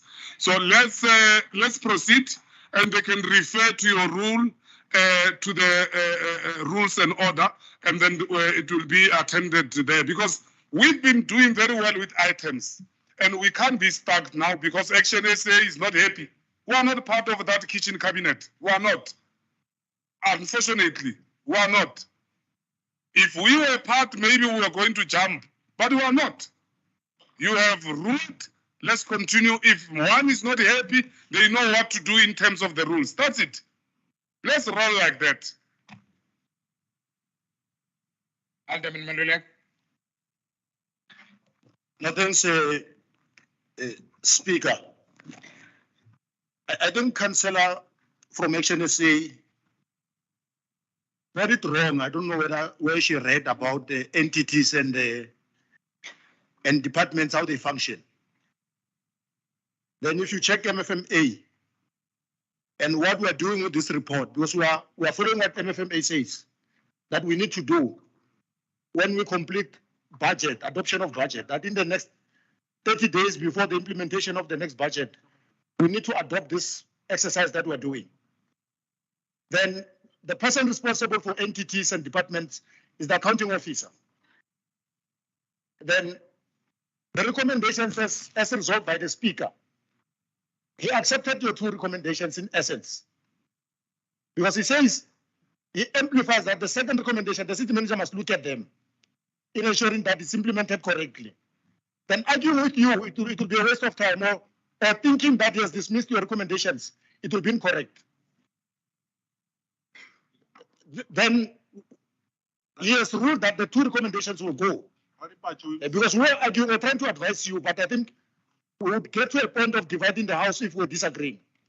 But the 2 recommendations are gone, they're there, they're contained in the business plan or in the report.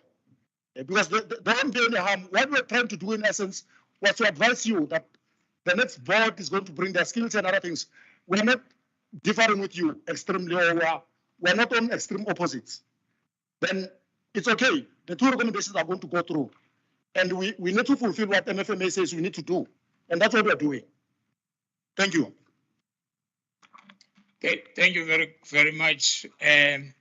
If I recall, I've asked the House as amended, and everybody say yes. Everybody say yes. Councillor Mnam. Okay, councillors. Okay. Councillor Mnam. Thank you, Speaker. Action SA, we are asking for 10 minutes caucus, please.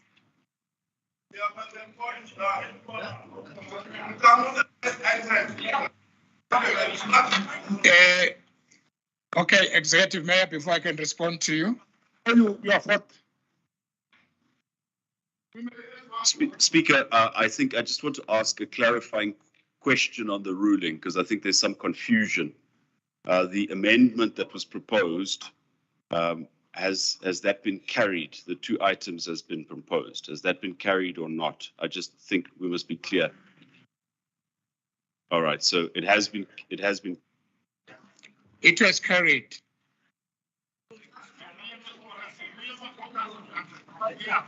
It was carried. Hence I ask, as it amended, and everybody say yes.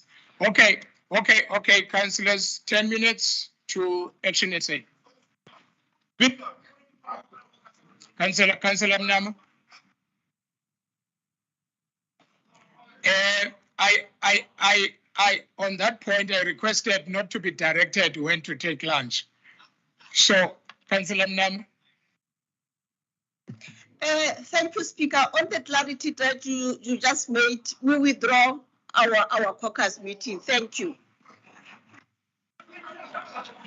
Thank you very much.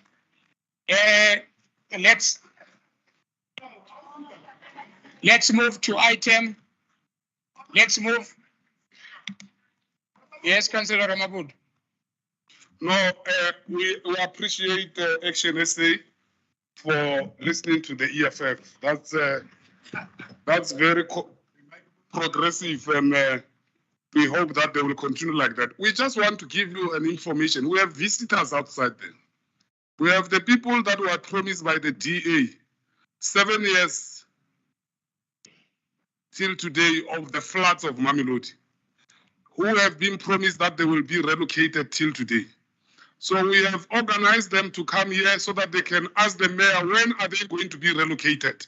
Because now we are going to the rainy seasons, and we hope that we'll get answers today. I just wanted to inform you, those who are scared, you can use the back door. Thank you very much. Can we proceed with the meeting? Thank you.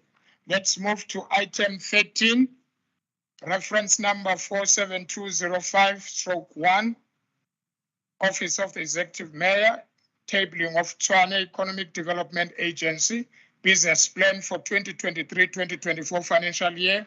This report is on page 225, 287, recommendations on 232. And on this item, I've got Councillor Tisuluane and Councillor Florich. Councillor Tisuluane, 3 minutes starts now. Councillor Tisuluane waves. Councillor Florich.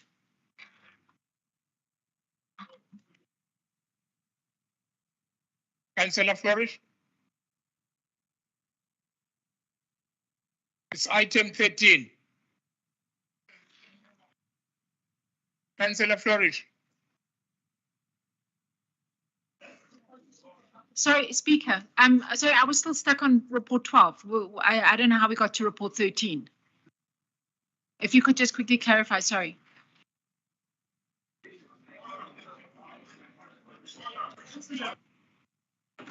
Councillor, we are on item 13 now. We have done with item 12. We are on item 13, and you are a speaker there. Thank you, Speaker. So for report 13.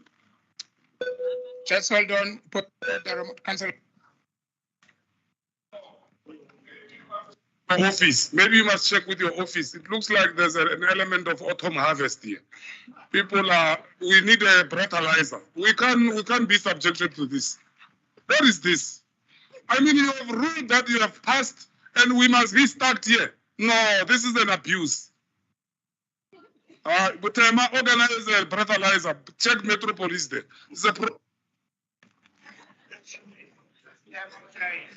Then, Councillor Florich.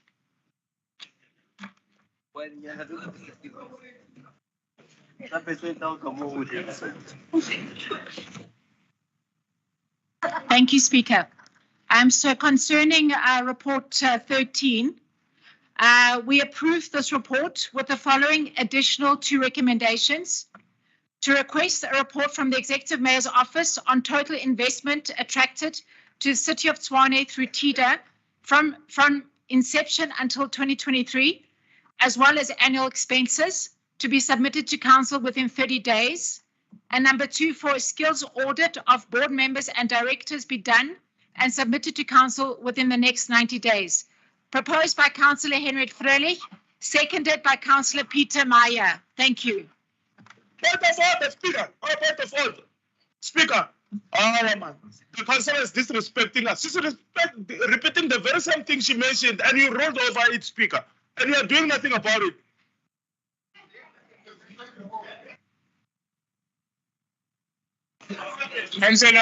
Councillors, we are on item 13. That's a new item.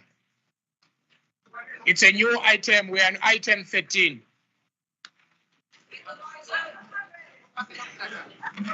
Councillor Ramabut. No, I think our councillor, that he's fine now. We have resolved. We are on item 13.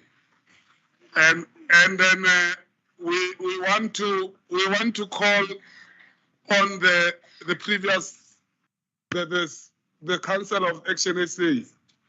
That it's very sad that they bring things that they can even resolve in a mayoral committee. You know, when they want to act like us, ourselves, we don't have access to what they have. For them to bring such recommendation, it's an abuse because they know what to do in terms of dealing. If they want to score political points, they must at least get something different because what they are asking, for instance, we have reports that comes to council. We have annual reports that comes to council to brief us with the progress in those entities that she's talking about. I don't understand what is she trying to do. And when I speak about auto. Thank you, Councillor. I got your point. Thank you. Can I then read the recommendations? Because we are on point 13, item 13. Allow me to read. To request a report from the Executive Mayor's Office to totally investment attracted to City of Tshwane through tender from inception until 2023, as well as annual expenses be submitted to council within 30 days. Number 2, for skills audit of board members and directors be done and submitted to council within the next 90 days. Proposed by Councillor Forage and signed by Councillor Mayor. As amended.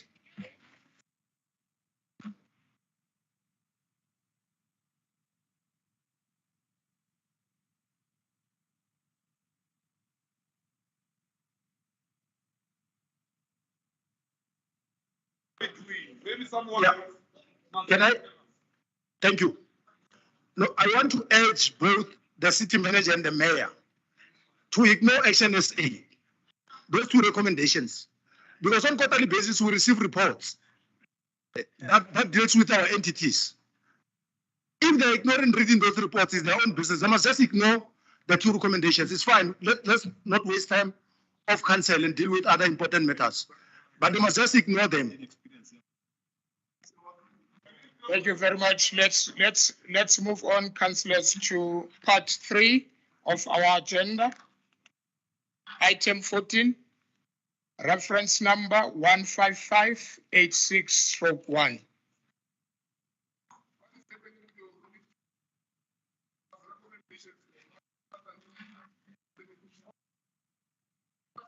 It went as amended and it was yes.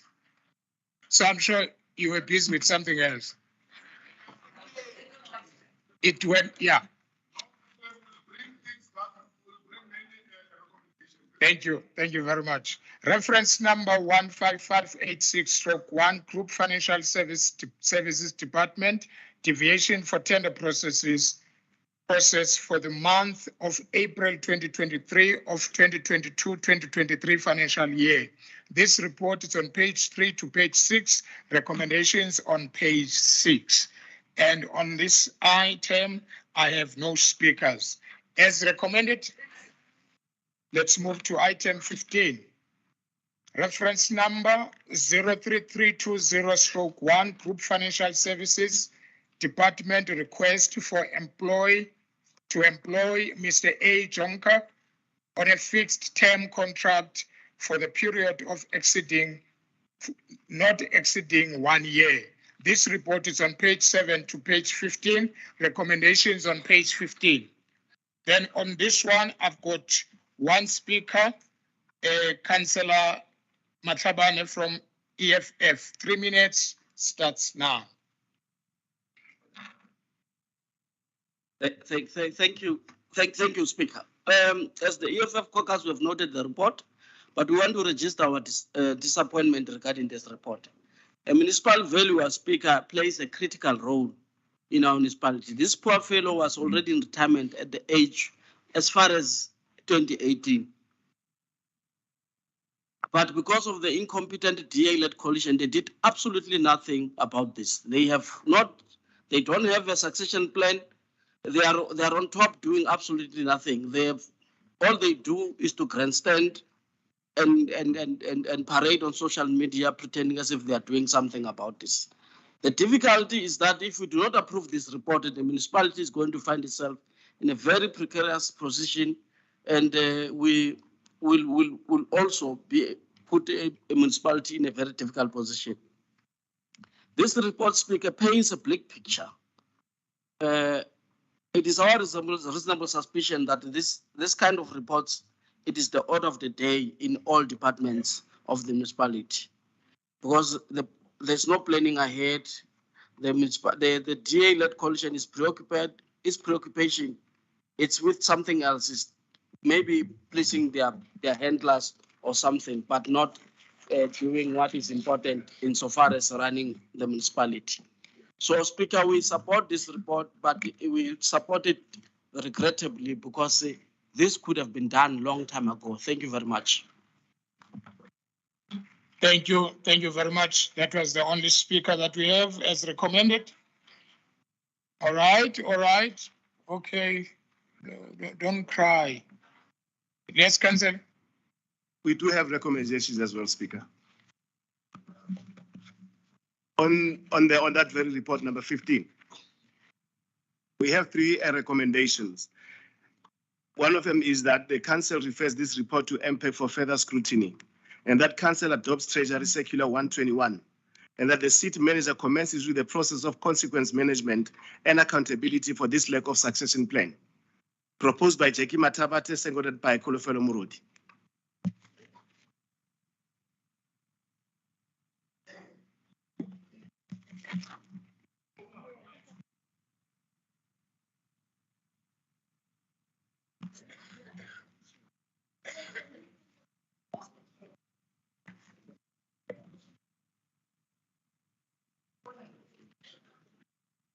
Am I recognized, Speaker?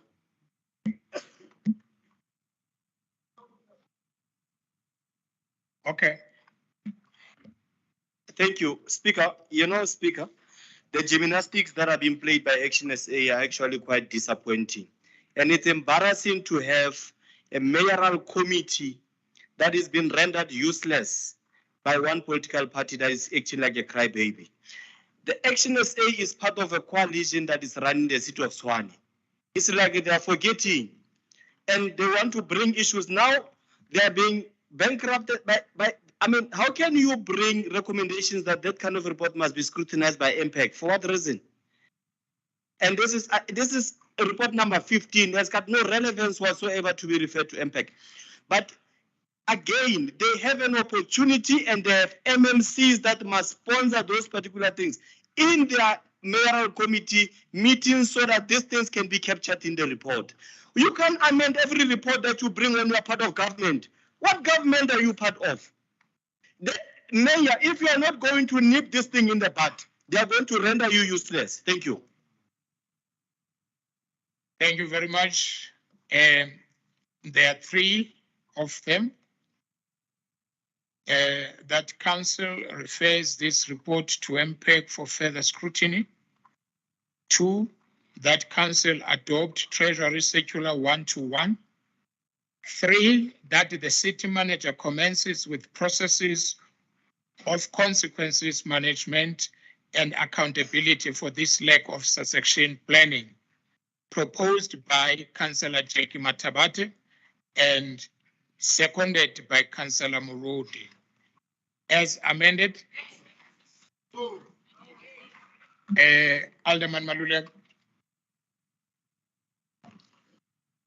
What else, Chair?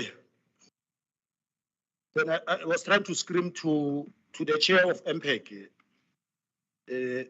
why are we referring an appointment of an individual to MPEC? Then she says to me, no, I will explain to you. But I'm saying we should not over abuse council and how it functions. We just recently adopted terms of reference, chair of MPEC. And what is the role of MPEC? Now, Action SA sits in its wisdom, and I want to lament and buttress the point that was raised by Councillor Radikwan. That the privilege that we have is to read the reports that are coming to us. Some of them are late. But once we read them, we come to council, we go to other committees of council, we parry programming, and we speak there, just to take our colleagues on board in terms of what is happening. There's a competition of making recommendations here from Action SA. Even when they are nefarious and unfounded, there's no basis of trying to bring an appointment of an individual. Because the Section 79 committee on corporate and state that deals with appointments of people and the delays thereof, and there's a finance committee that has an appreciation why we don't have a valuer there. And the reasons that led to the city manager to think that Mr. John Kerr should be appointed. Why don't you order and Chairperson, Councillor Morodi. Thank you, Speaker. I think Councillor Maluleka or Alderman Maluleka is correct to say that MPEC adopted new terms of reference, and it's those new terms of reference that empower us to make such a recommendation. The reason, firstly, let me clarify, we are not sending back this report to say that we mustn't do the appointment.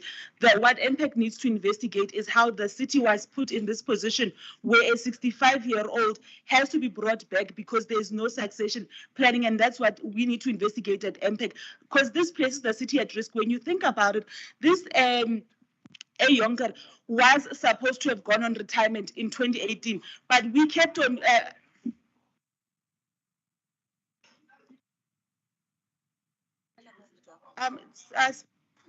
Councillors, please, can we allow it to finish, please?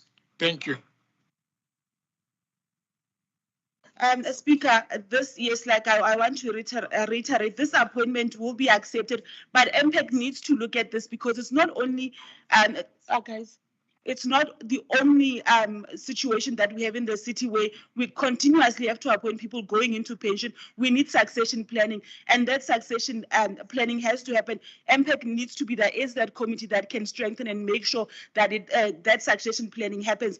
Because if we are going to put the city's fate in the hands of people that were supposed to go on pension, that is dangerous, and that's why it's very important that this report is it's sent to, or it's adopted and the appointment is made, but MPEC has to investigate. MPEC will then unveil other departments where these things are happening so that we can correct it before it comes. It puts us in this position again. We don't want to be in this position, but the people that created this situation have to be brought to book, and that's why we want this investigation to happen. We are empowered by our new terms of reference as we are now Section 79A. Thank you, Speaker. Thank you very much, Chairperson. And let me say it again as amended. Then let's divide then the house. Councillor Tsela, you don't have to shout me. Over to you, Councillor. Thanks a lot, Speaker. Let's say we agree that this report must come to MPEC, but that's the recommendation, that's the work for MPEC. Why is it coming to MPEC? As MPEC, we're supposed to satisfy ourselves and recommend if there's a need for further weather consequence management or whatever action that must take. So there's a recommendation that says we recommend this to MPEC, but there's a further recommendation that concludes on the work of MPEC before we even do work or scrutinize whatever is happening there. We need time to look into what is happening so that we investigate and we'll bring recommendation back to Council. Thanks a lot. Chairperson. Yes, thank you, Councillor Khatla. I think he is quite correct. I will remove the third recommendation to the city manager and just focus on the two recommendations that we've made to go to MPEC and to adopt Circular 121. Thank you.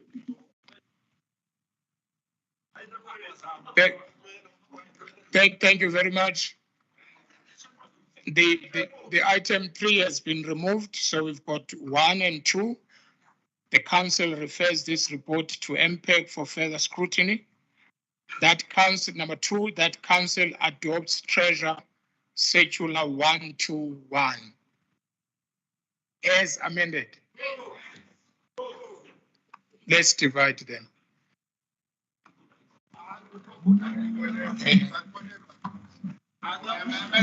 Let's divide the house.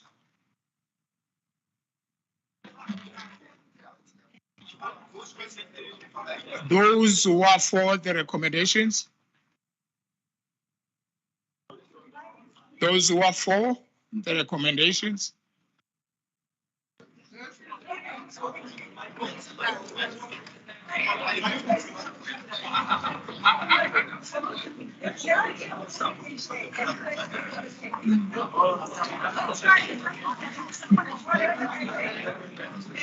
MMC Mateb, I don't know whether you have raised your hand or you are using it to talk. Are you raising it?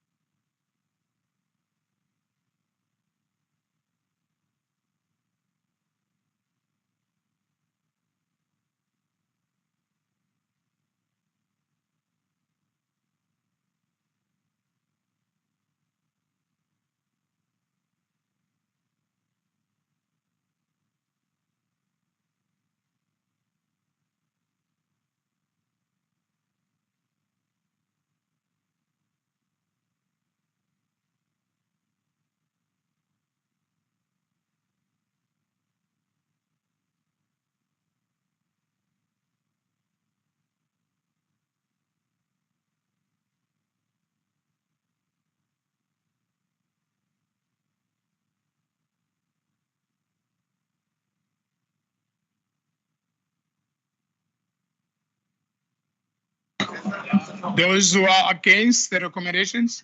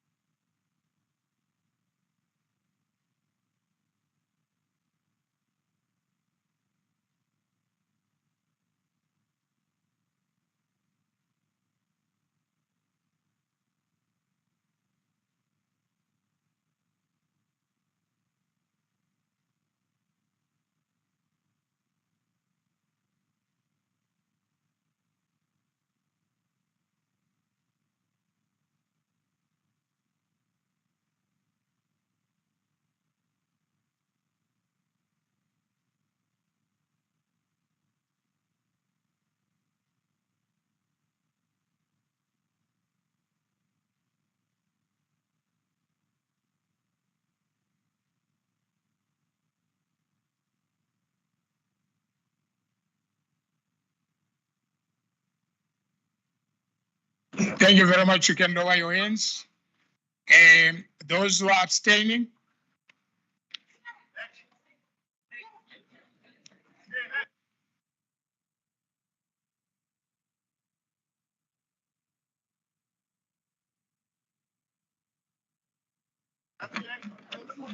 Thank you very much. Those are for, it's 102, against 84, abstentions 1. So the yes has it.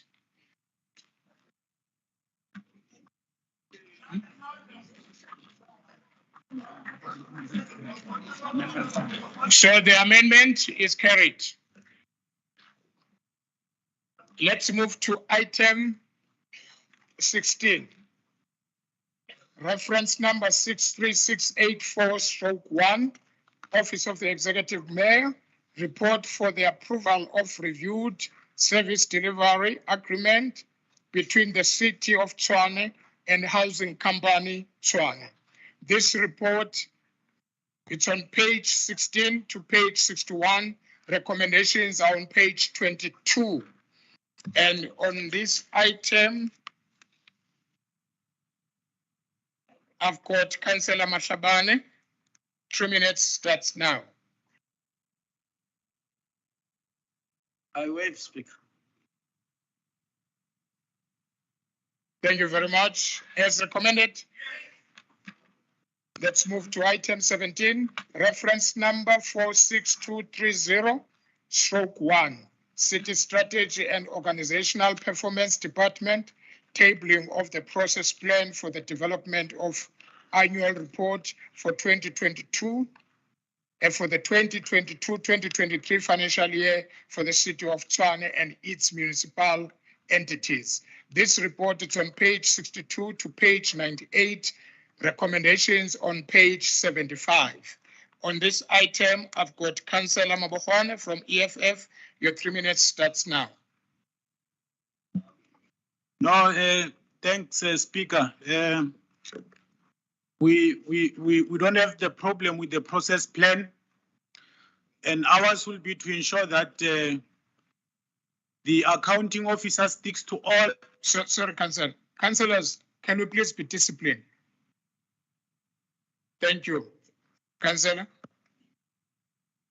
No, just saying that the hours will be to ensure that the accounting officer sticks to all the time frames.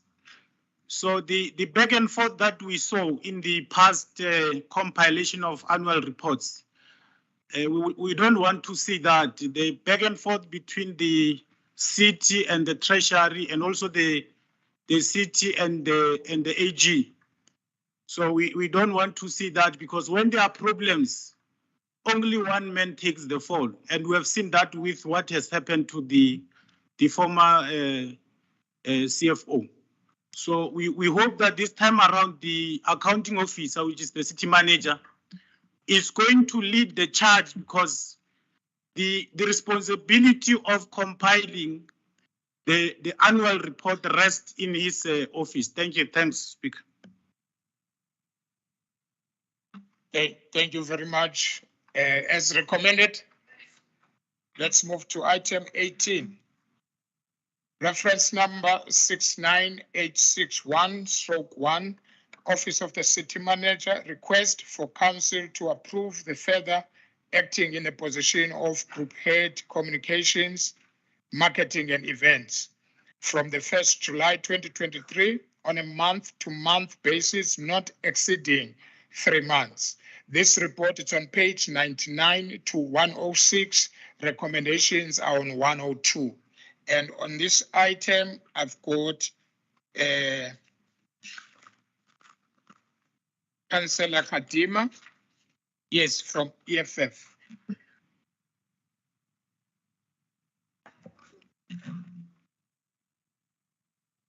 Thank you, Speaker.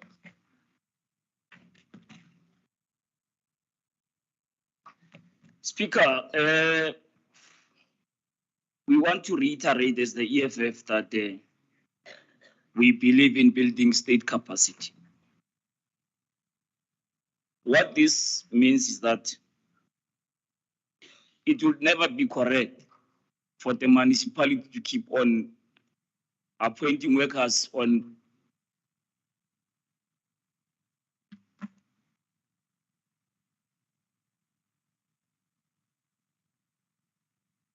Thank you, Speaker. All I'm saying is that our position as the EFF is we believe in building state capacity. And therefore it will be incorrect for the municipality to keep on appointing workers on temporary basis. So we are saying that this seriously hinders the municipality from executing its mandate. And as a result, to be precise, we want people to be hired on permanent basis. Thank you very much. Yeah, thank you very much, Councillor. As recommended, let's move to item 19. Reference number 96389/1, Office of the City Manager, request for council to further approve acting in a position of Chief of Emergency Services from 1st July 2023 on a month-to-month basis not exceeding 3 months. This report is on page 107 to 115, recommendations on 111. On this item, I've got Councillor P. Mamatepa. 3 minutes starts now. From EFF. Thank you, Speaker. As the EFF, we are not supporting the report because this report shows us that the multi-party coalition led by the DA does not take the people of Tshwane serious. Since 2016, the DA coalition struggling to hire the people of permanent people. So that means they are not capable to lead the city of Tshwane. They are failing our people. Outsourcing is the order of a day to them. Insourcing for them is a foray. We as the EFF believe in a municipal to a state capacity. That's meaning this 18 position must come to an end. Thank you, Speaker.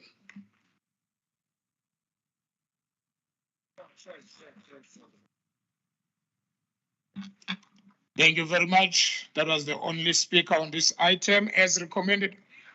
Councillor Ramabuta. Now, earlier on, I appealed to you that you must protect our speakers. It's very funny that you'll see white people doing gesture when black people are speaking English. Shame on them, because we are forced to speak this colonial language. This is not our language. We are forced to speak this nonsense language, and they can't lecture us here. They can't lecture us here, and that must come to an end. And we take that issue personal, because it's personal. Thank you, councillors. Noted. No, why are the guests, Shamu? Mavuru, why are the guests?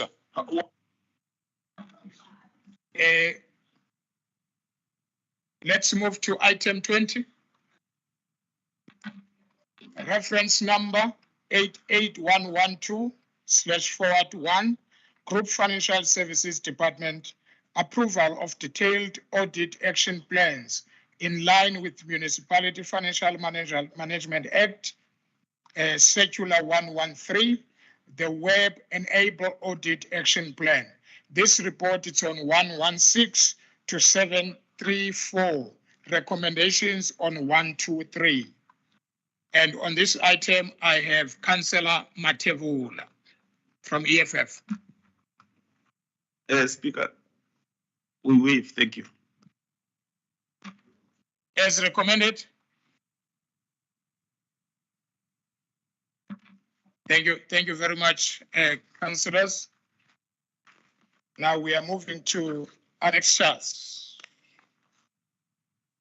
We'll do Annexure A. We are done with the reports, executive reports. Let's do the Annexure A. Honorable councillors, we have 60 minutes to discuss Annexure A and A1. Annexure Annexure A1. Alderman Maluleng. No, just before we get here, just give us guidance because we need 60 minutes to discuss this annexure or annexures. Then just give us guidance. How far do you want us to go? We can't just get into 1 o'clock and without indication. When are we stopping?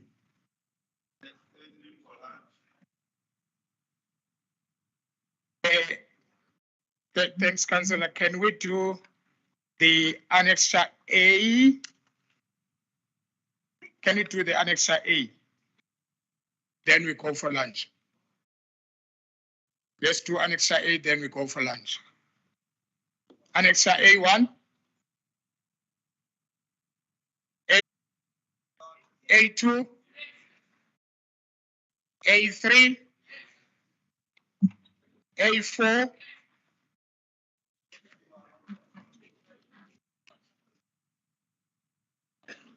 A11.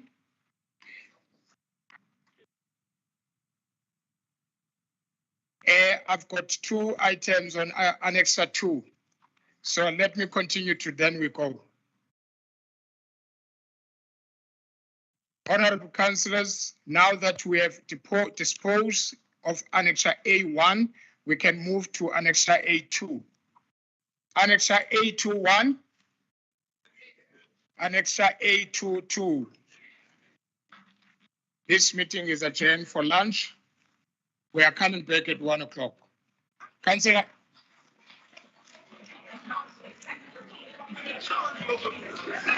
So, 5 minutes lunch. Point of order. Thank you, Speaker. Alderman Erasmus, just a second. We are leaving for lunch. It's 1 hour lunch. But can I take the hand of Alderman Erasmus? Thank you, Speaker. First of all, I was on a point of order. I think you may have made a mistake to say 5 minutes, but that's not my point. Honourable Speaker, I would like to bring something to your attention. And this is a point that was raised in the Wippery meeting, and perhaps it wasn't effectively communicated in the programming meeting. Speaker, in the Wippery meeting, we had a discussion. Speaker, am I protected? Councillors, can I, please, can I hear what he's saying? No, Councillor, no. It's for my for information. Can I hear what he's saying? Alderman. Thank you, Honourable Speaker. Speaker, we had a discussion in the Wippery meeting regarding the time when council concludes its business, and we had a in principle decision that this council will continue until we finish the items. When we reach, let me finish. Councillors.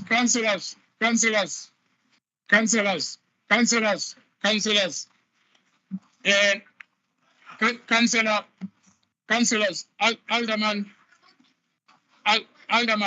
councillors,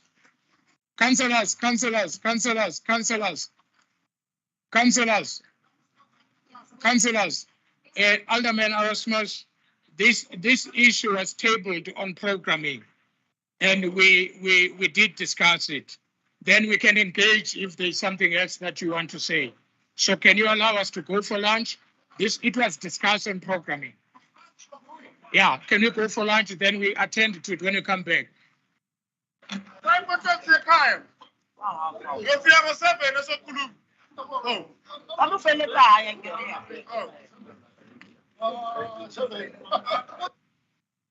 We will be back at 2 o'clock.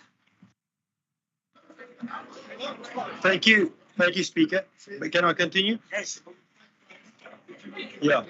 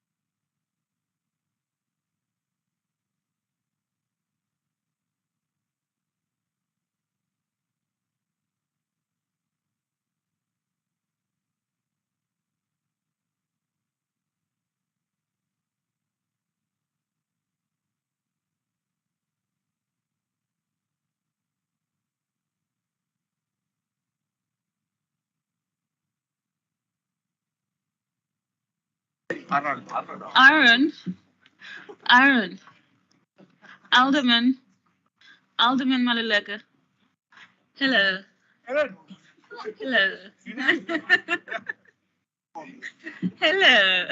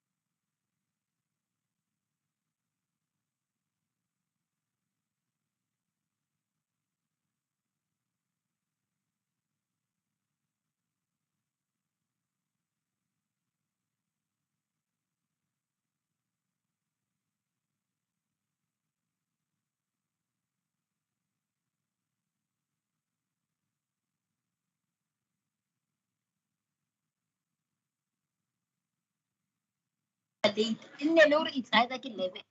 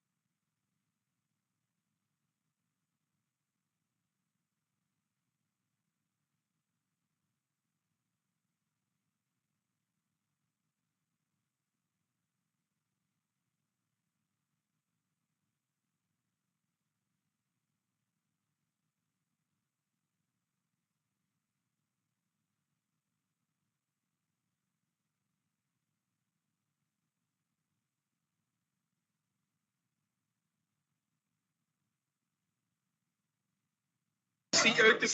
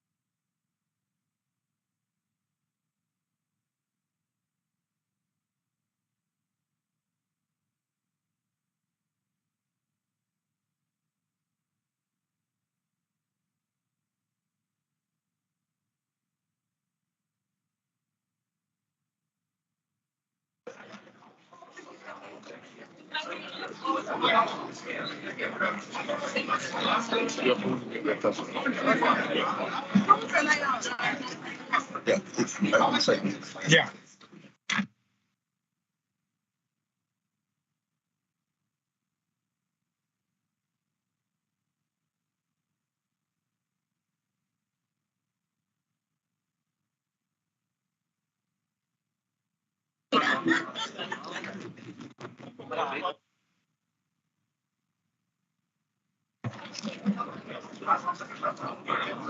Councillors?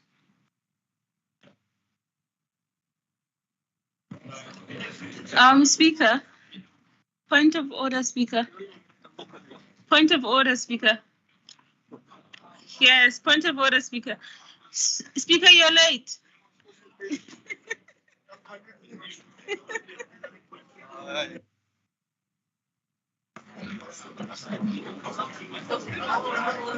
Councillors, please be seated.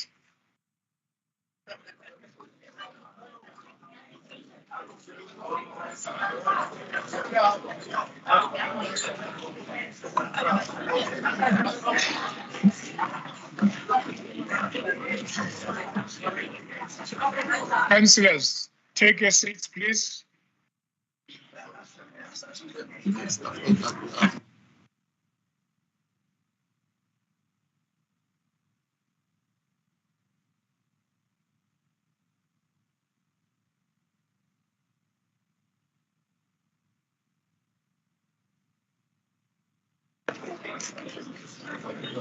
Yeah, correct.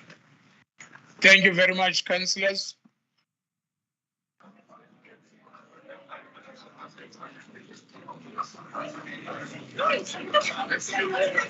Let me then apologize for starting late. Due to the security reasons at the gate, some of the councillors were locked outside, but that has been attended to. So we are ready to proceed. Please take your seats, councillors.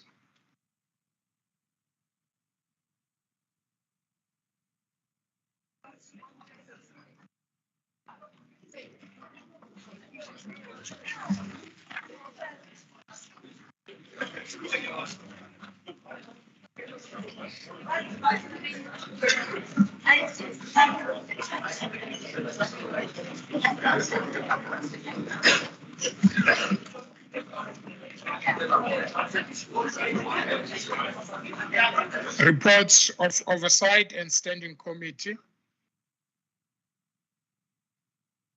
Honorable councillors, the Chair of Chairs at the Programming Committee meeting held on the 27th June 2023 requested that I advance the following items from the Section 79 Standing Committee, Public Accounts, in terms of Section 8.2 of the Rules and Orders. Public Accounts, 5th May 2023, 9th September 2022, 9th June 2023, and 22 June 2023. As agreed at the Programming Committee meeting, these reports were circulated to all councillors on a link due to the confidential nature thereof, and can be accessed on your emails. And I will be also advancing the item 2 under the item K of this agenda. Honorable councillors, I will now call on the Chair of Chairs to officially submit to council reports emanating from the Section 79 Committee for consideration. Chair of Chairs.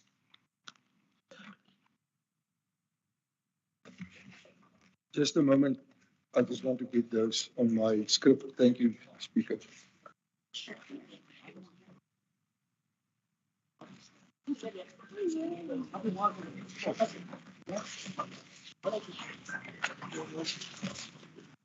Speaker, Honourable Speaker, it's a pleasure now for me to submit to Council the following reports from the Section 79 Oversight and Standing Committees. The different reports are Standing Committee, Section 79, Standing Committee, Tswana Geographical Names, from their meeting held at on the 3rd of February 2023. The second one, and we'll come back to that, and I believe you will handle it as you've rightly pointed out. That will be the Section 79 Standing Committee Public Accounts of the meeting of 5 May 2023. Then we will also deal, and I submit those reports from the Oversight Committee Housing and Human Settlements of the 9th of May 2023. Then also from continuation meeting of Utility Services on the 19th of May 2023, as well as the normal oversight meeting of Utility Services on the 19th of May 2023. Then I'd also would like to submit the Section 79 Oversight Committee reports from Corporate and Shared Services held on the 8th of June 2023. Also, the Section 79 Standing Committee Tswana Geographical Names of the 9th of June 2023. And then, as you've indicated, it will be dealt with in a special way. The reports from public accounts of the 9th of September 2022. And then also Section 79 Oversight Committee Roads and Transport, 13 June 2023. Section 79 Standing Committee Public Accounts, also especially be dealt with from the meeting of the 9th of June 2023. Then also from Community Safety, the meeting of the 20th of June 2023. And then lastly,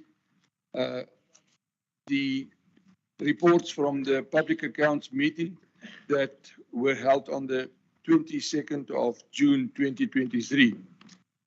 Honourable Speaker, I further request that the reports contained in the link that you mentioned be considered in committee due to its confidentiality. Thank you, Speaker.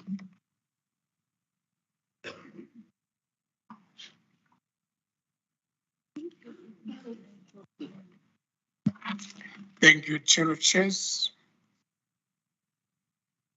Councillor.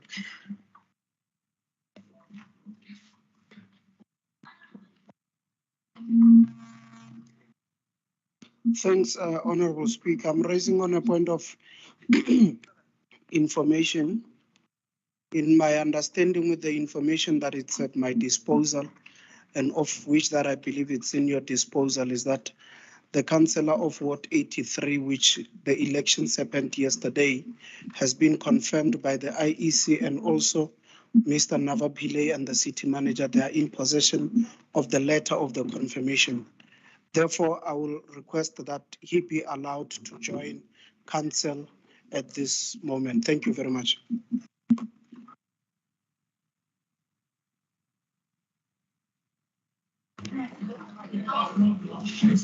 Yeah.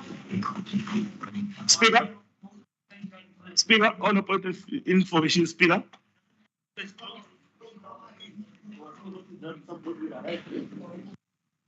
Speaker, can I continue? Speaker, there is a community which is outside, waiting to be addressed by the leadership which is here. They promised, they made a commitment that they are going to move those people from those dwellers, they put them there. So they need to be addressed outside by the leadership, but the leadership is seated here, Speaker. They made a commitment. The DA-led coalition made a commitment that we are going to move you. And a time which was allocated or promised that we will move you during this period has been exhausted, Speaker. Can we please ask the leadership of the DA to go and address the people outside and sell them lies like they always do? Thank you, Speaker. Thank you very much. Was there any order? Thank you, Speaker. Section 35, relevance. Section 35 requests that we speak about the stuff on hand. None of this was discussed.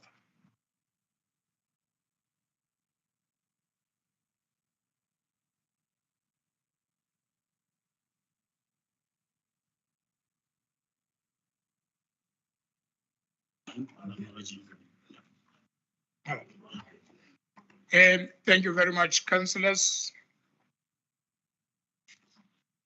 Can we then allow the councillor from Ward 83?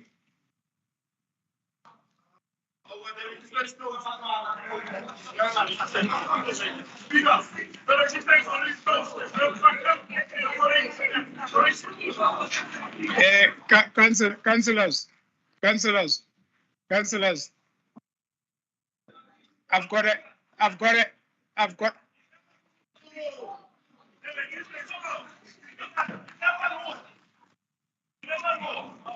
Councillors, Councillor Matebul,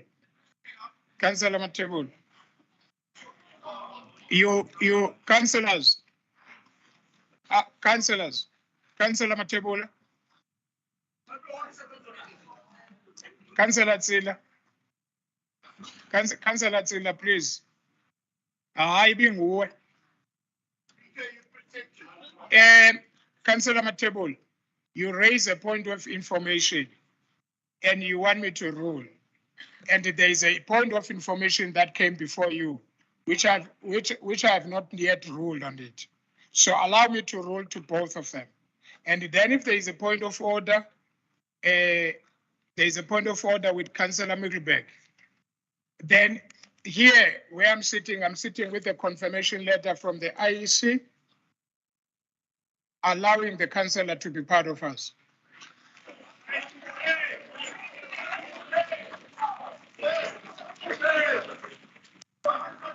Okay, secondly, noted Councillor Middleburg. Secondly, Councillor Matebul.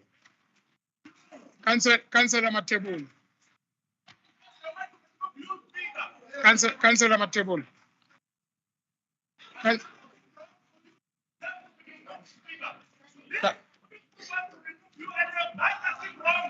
I will not recognize you, Councillor Matebul. Councillors, Councillor Notununu, Councillor Notununu, I've not recognized you. Councillor Matebul, the issue of people outside, which none of us were aware of them, and it put the life of councillors at risk because we were not informed about people that are coming to march in Tshwane. So now, to expect the leadership to go and address them, it's how can I call it? It's not good enough. No, we must address them in a proper way, but no one knew that there would be people outside that need to be addressed. That should have been communicated in a proper way, Council.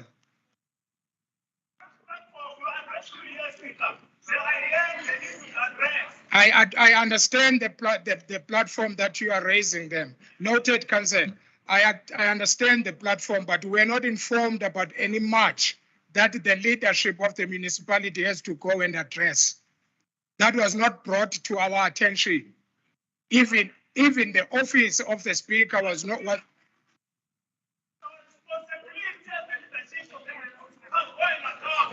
Can we not have a dialogue, Councillor, please? Let's not have a dialogue on this. This was not raised in a proper way as it used to before, because it's not the first time we have marched, and it always communicated to us that there will be people coming in. So I think that is my ruling. Councillor Ratukwan, any? Okay, thank you very much, Speaker. Speaker, I don't believe you are grasping the point of order that Councillor Matebula was raising. Councillor Matebula is well within his right to bring issues of community to this council.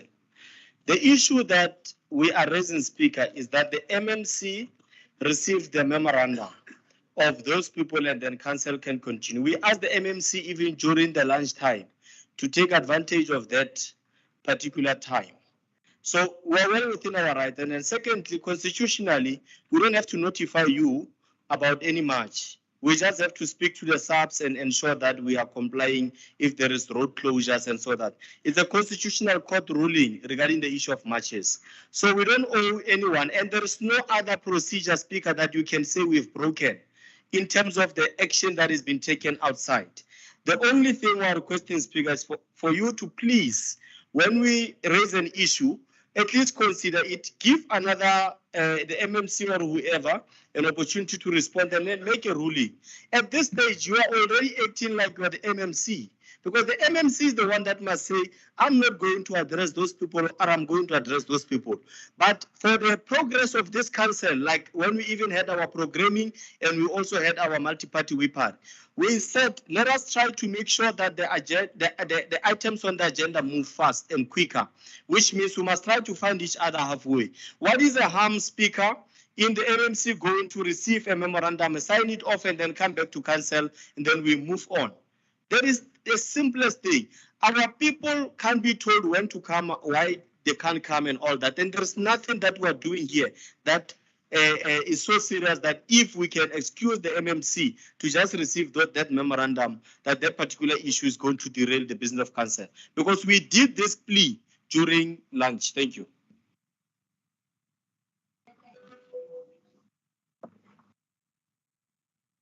Councillor Mikkelberg, then Councillor Mikkelberg. Thank you, Mr. Speaker. With regard to the notice from the ISC, a council meeting is constituted from those members who are eligible to be council members at the start of the meeting. It does not change halfway during the process, firstly. Secondly, Mr. Speaker, notification of the nature such as you have in your hands, we haven't had an opportunity to see it. Only you have had the opportunity to see it. It takes effect. Councillors, can we allow Councillor Mikkelberg to speak? Even if you don't like what he's saying, can you just allow him to speak? Councillor Ratukwana, thank you. Councillor Mikkelberg. Mr. Speaker, legal notice such as you have in your hand, in any event, takes effect at the start of the day after it was given. That is the law. In other words, this person is entitled to be a councillor as from tomorrow morning. Thank you. We will welcome him tomorrow.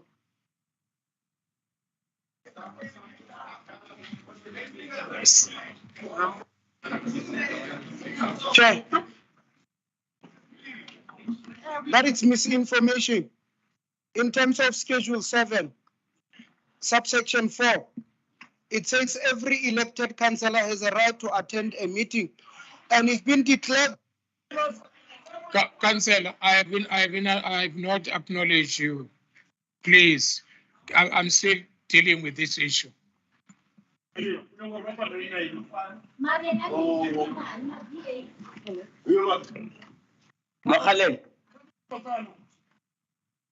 It's over.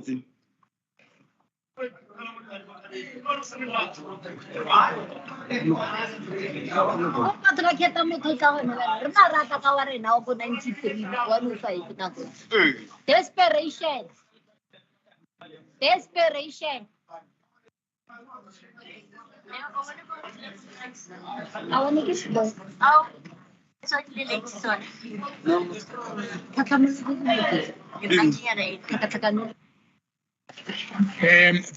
Thank you, councillors. Can I have a 5 minutes with all political leaders and whips?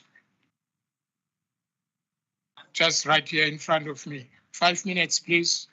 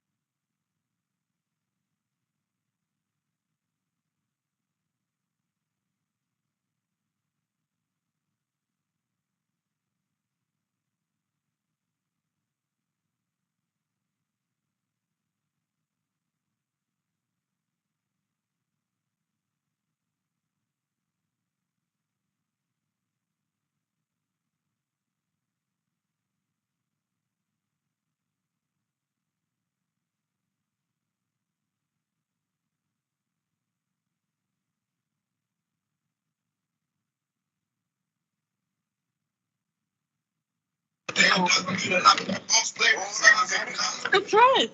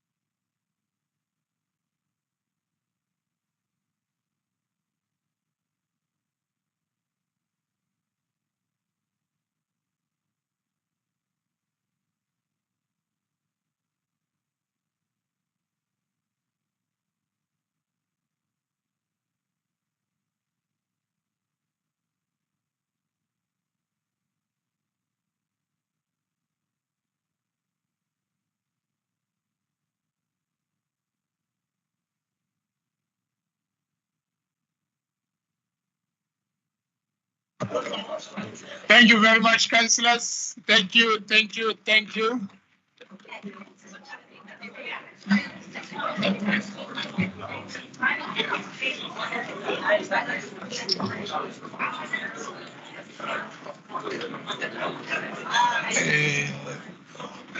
Where's Ken? Thank you, councillors. Please be seated.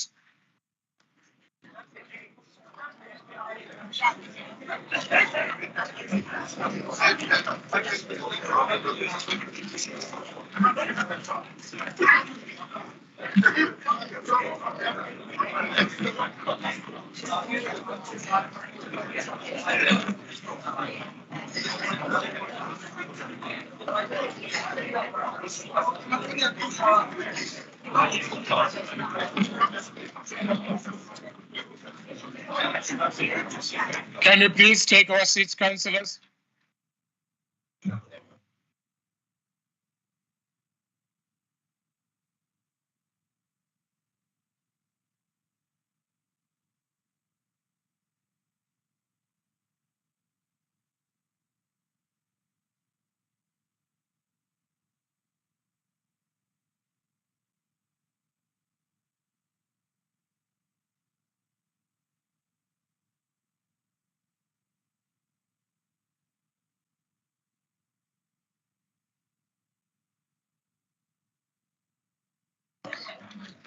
And thank you very much, councillors. Can we proceed?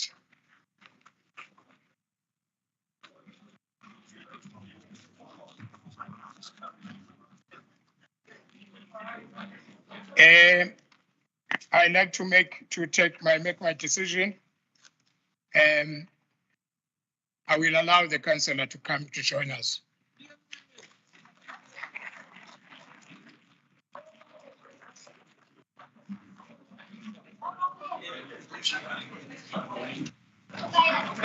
Can we then proceed?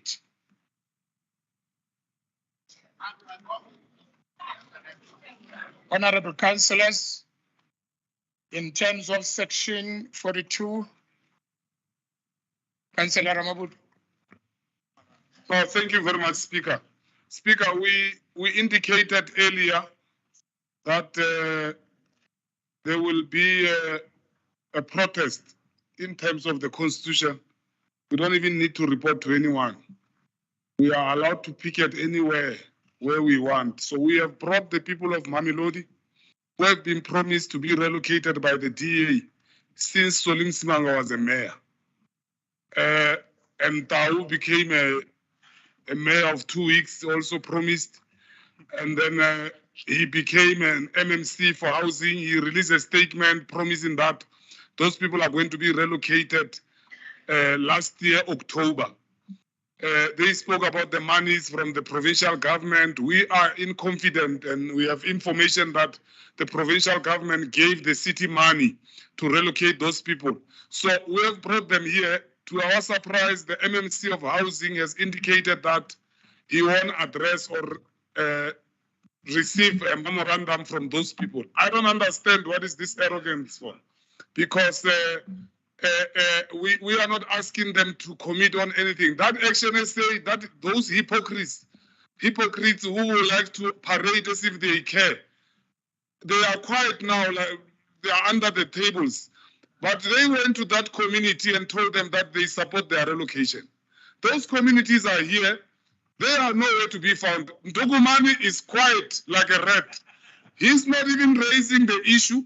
We are asking you, if the MMC is refusing to collect the memorandum, you as a speaker, you also have powers to go and collect that memorandum of the Mamelodi floods victims. Because we are now approaching the rainy seasons, and we want to deal with this matter before we react, because always we react, people have died, how can we save them? Let's go and give them food in churches. Why don't we prevent this issue? Why are we always reacting as politicians? Because this issue is here. Why don't we stop it now before it's too late? That's what we're asking. You don't promise anything. You have promised already. Go and collect the memorandum so that those people know you, who you are, that you are useless DA, together with your coalition. You don't care about poor people. But if it was people from Waterkloof, Thank you, Councillor. Thank you. Thank you.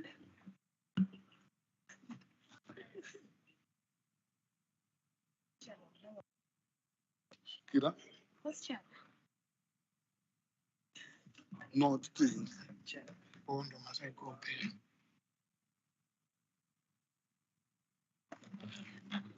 there? Thank you very much. May I please to respond on what Councillor Ramabutu is saying for the progress of this meeting, because I want us to finish all the items that are important here, which is all items are important.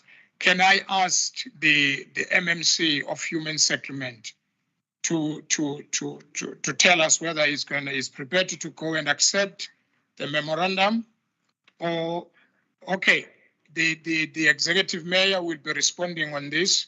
Executive Mayor. Thanks very much, Speaker. I respect the right to protest as any in the Constitution.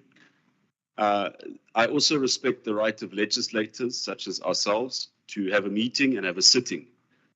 And Councillor, allow him to respond, then you can come in. Can we, I noted you, can we allow the executive mayor to respond? Then we can take it from there. Thank you. Thank you, Speaker. So we're busy conducting a council meeting. It's scheduled every month in advance. No notice was given of this sudden demand for a petition. There was obstruction of councillors trying to leave the building during lunchtime. There was breaching of security. For us now to send somebody on the demand of a party here in the House to receive a petition, and it's politicized. The statement was made, you're useless, show us how useless you are, go and accept the petition. That would invite, Speaker, a disruption of every one of our council meetings. There are opportunities to accept petitions, to address protesters, but we are having a council meeting, Speaker, and now to expect a member who's part of council to go on the demand of a political party, I think would not be appropriate. There are forums, we can address this issue, questions can be answered. It would not be appropriate for any member of the Mayoral Committee now to go on the demand of a political party to leave council. Thank you, Speaker.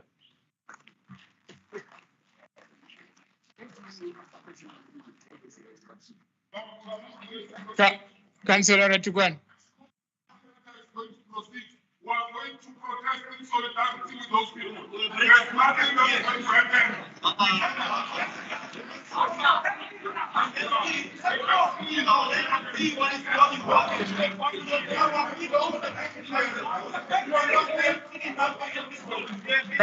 Councillors.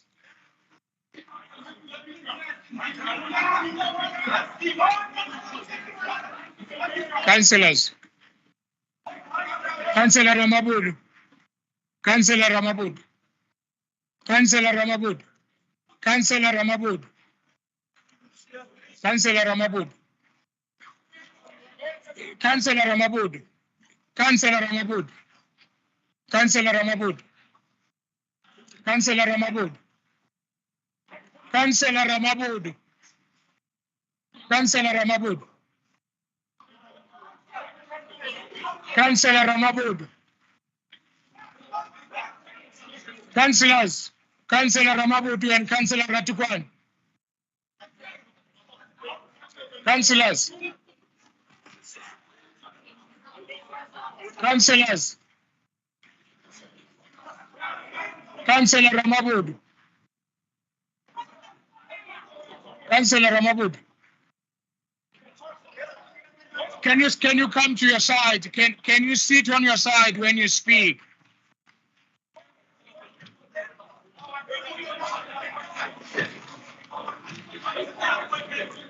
Councillors.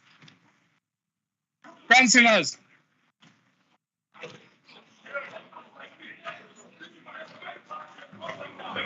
Councillors. Councillor Ramabud. Councillor Ramabud.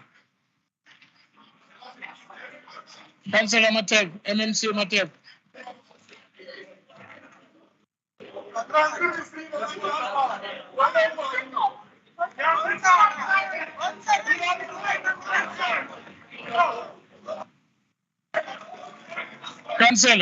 Councillor Ramabud. Councillor Ramabud.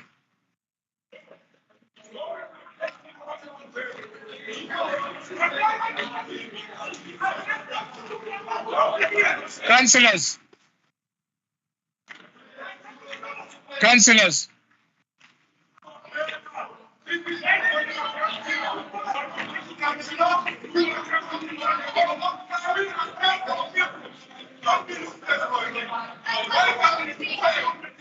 Councillor Ratukwan.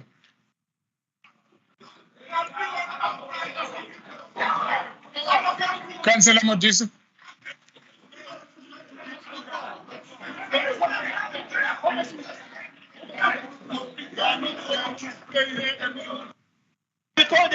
Sorry, Speaker. Speaker, can I get your attention, please? I'm requesting, again. I'm requesting the executive mayor to rescind his attitude. Can MMC offense go and collect the memorandum? There's no harm there. In the interest of progress. Can MMC again go and receive the memorandum and we proceed with consent? Councillors.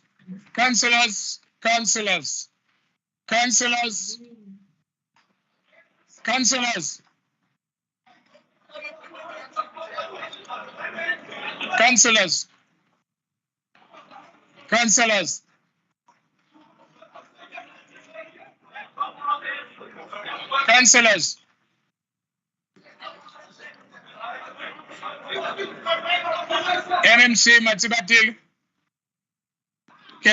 Can you talk to me? Councillors. We need progress.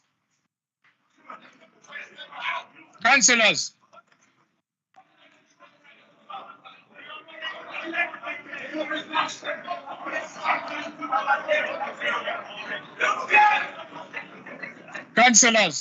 Councillor Ramabud.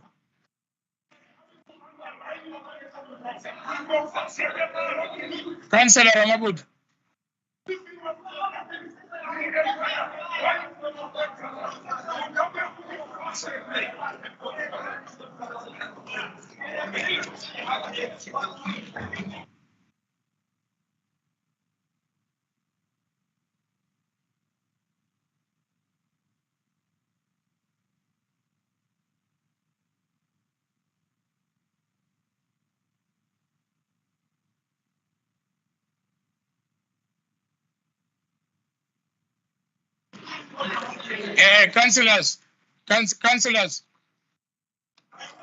Councillors, may you please take your seats? Councillor Ratukwan. Councillors.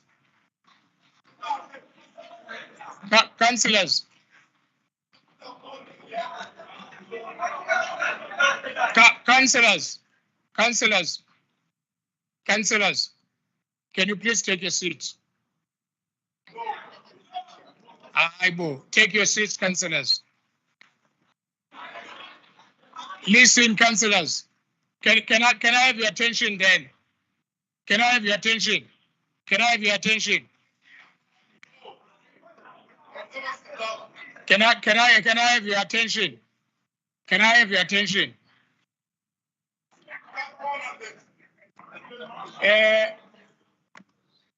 Councillor Modisa, please take your seat.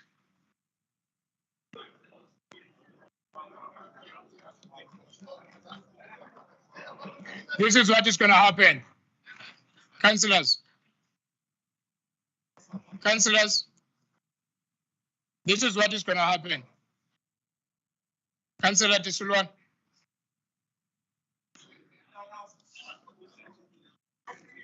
Councillors, this is what I'm going to do. for progress sake, we all want to progress on this to continue with the meeting. I will go and receive the memorandum. I'm taking 10 minutes of my time to go and receive the memorandum. Thank you.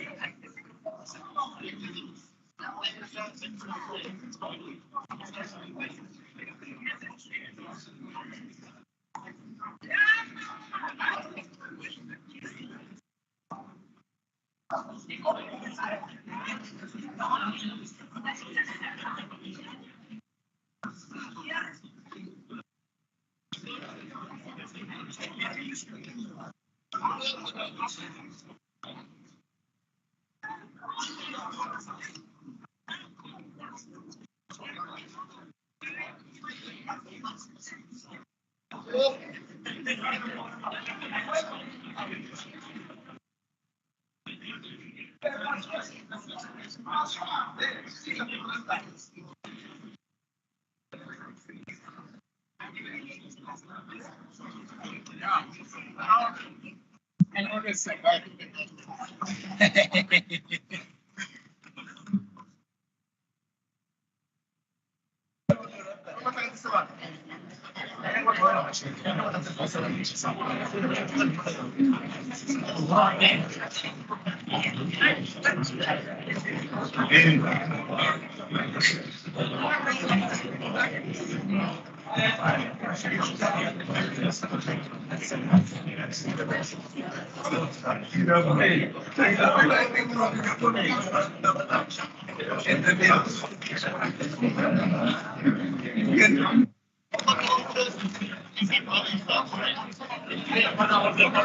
Good afternoon, councillors. Please take your seats.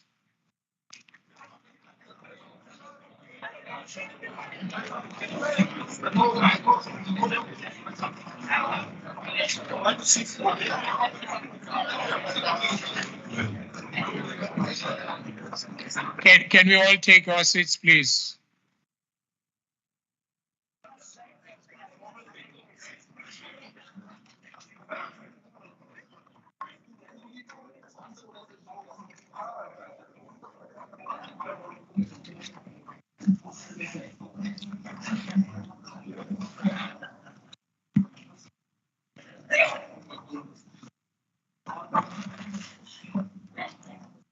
Tim, can you check your quorums here for them?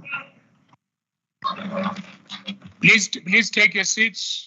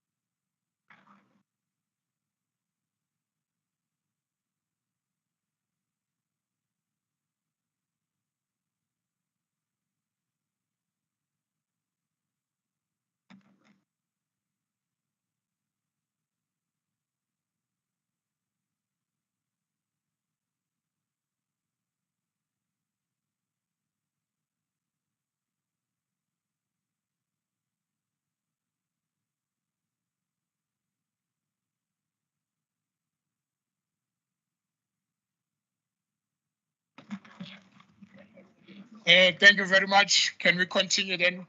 We are a quorum.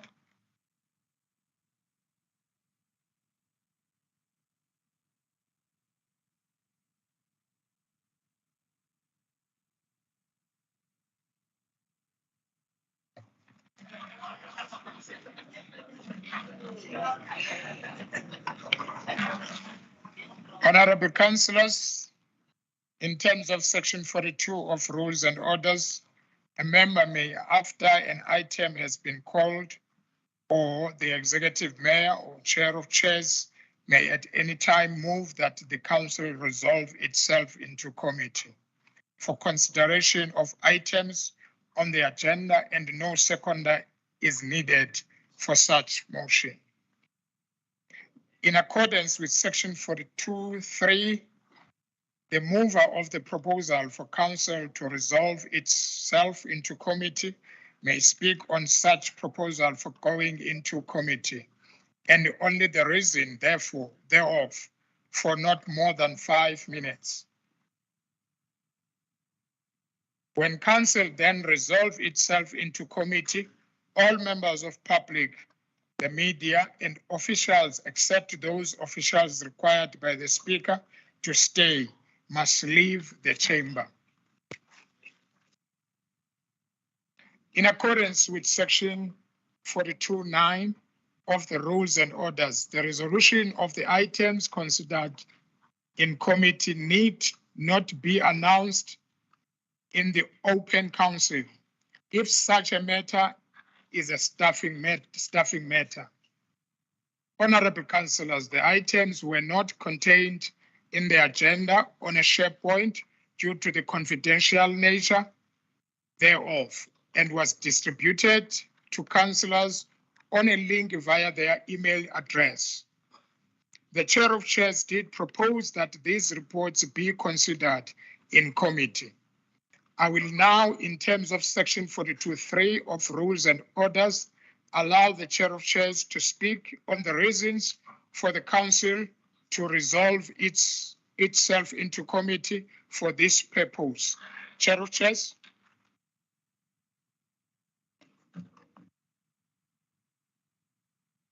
Thank you, Honourable Speaker. I think it's important that, and thank you for moving this to where we are going to discuss it now. Most of these reports, or many of them, are long outstanding, and it's reports that are related to investigations. The investigations and reports coming from Group Audit and Risk and others were submitted to MPAC. MPAC decided on them, and that's why you can see all of them are coming from the Section 79 Standing Committee Public Accounts. It's important for us to handle all these reports and dispose of them, also in the light of requirements from the Auditor General would like us to handle this properly. So I would like to submit them for discussion and for approval, especially because it has been dealt with by MPAC. And I think, therefore, it is submitted and you can table them one by one. And I believe all of us have received it by using the relevant link. So I think that is all I need to say. They're all of a similar nature, and especially because some here and there, some names are in the report. That's why it is confidential. But it would assist us a lot to dispose of this in time, and we're just in time. It's now the end of June, but not only for that, not only to satisfy the auditor. Sorry, Chair of Chairs. May I have your order, councillors, please? Thank you. Thank you, Mr. Speaker. I think it's not just for auditing purposes and for what is required of us from the Auditor General, but it's important that this step is taken so that the many recommendations that are made, recommendations that originated from investigations that were done, and then also, as I've mentioned, discussed by MPAC, that these recommendations now be accepted as resolutions, if not any changes. And if we have the resolutions, we often speak of consequence management and the need for that and for discipline. This is now the opportunity to move forward and to get it done, although it's quite a number. But so, yeah, I think there's nothing more I would like to say. I think it's important, especially for discipline's sake, and various parties calling for consequence management. This is now consequence management in action. So please, if we can deal with them one by one and accept the recommendations as on the report. Thank you, Mr. Speaker.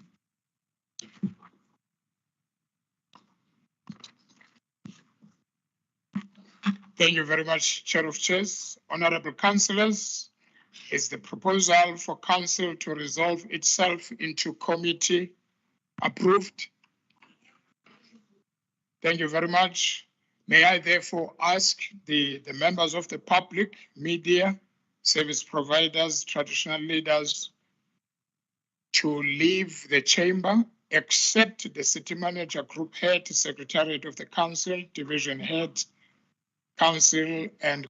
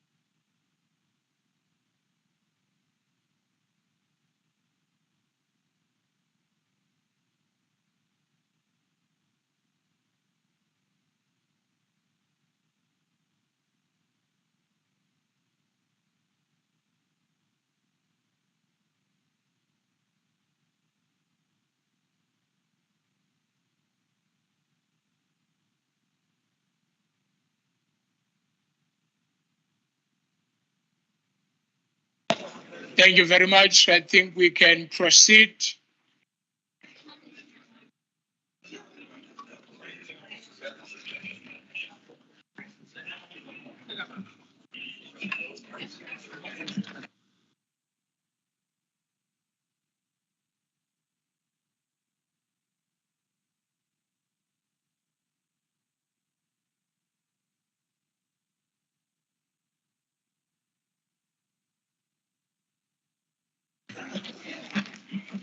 Thank you very much, councillors. Now we are proceeding with our program, our agenda. As I've indicated earlier on that I will be also advancing item number 2 under item K, which is reports on the process towards the launching of establishment of ward committees in the city of Tshwane. Councillors, can I have your attention, please? Can I have your attention? As I indicated earlier on that I'll be advancing item number 2 on item K, which is report on the process towards the launching of the establishment of ward committees in the city of Tshwane. This report is on page 4 to page 147. Recommendations on page 28.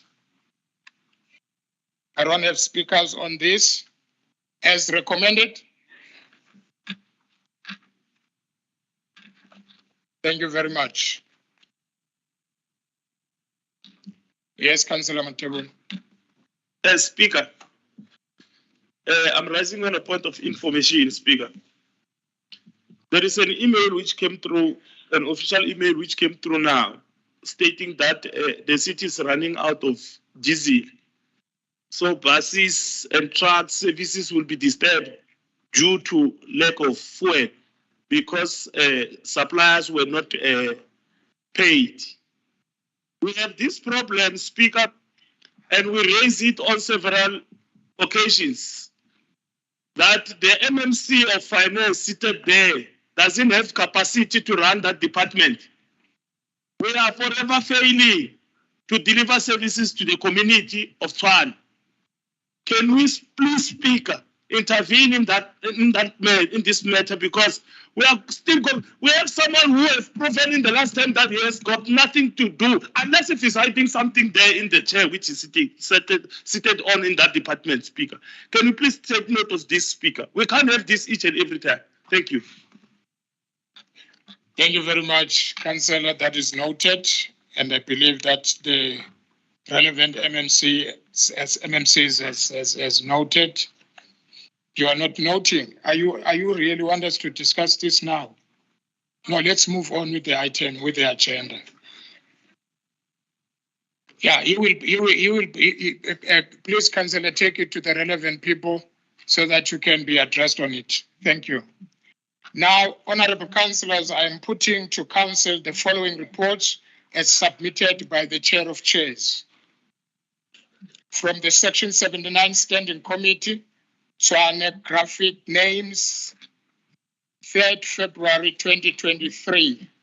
Economic Development and Spatial Planning Department, approval of names of populate the geographical name bank, transport and traveling. This report is on page 5 to 17, recommendations on page 9. As recommended, item 2, Economic Development and Spatial Plan Department, approval of names to populate the geographical names bank, rapidly names. This report, it's in page 18 to page 29, recommendations on page 22 as recommended. Item 3, Economic Development and Spatial Planning Department, approval of names to populate the geographical names bank, bed names, phase 12. This report is on page 30 to 41, recommendations on page 34 as recommended.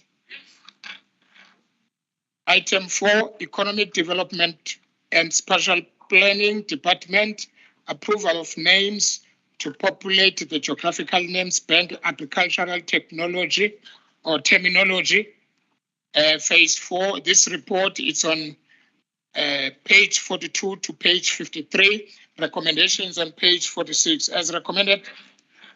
Economic Development and Spatial Planning Department, approval of names to populate the geographical names bank, construction and housing, phase 1.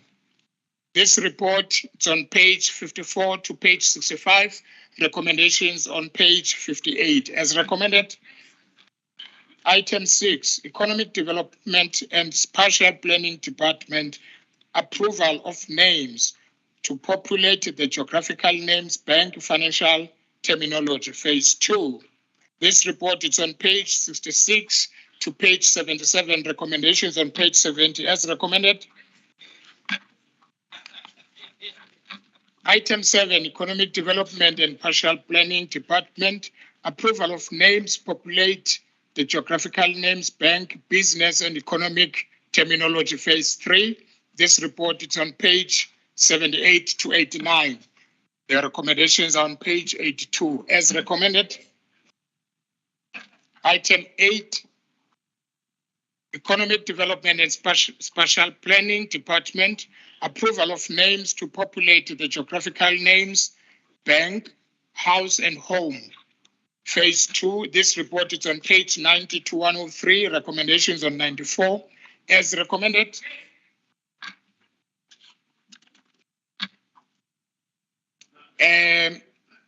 We are going on Section 79 Standing Committee Public Accounts, 5th May 2023.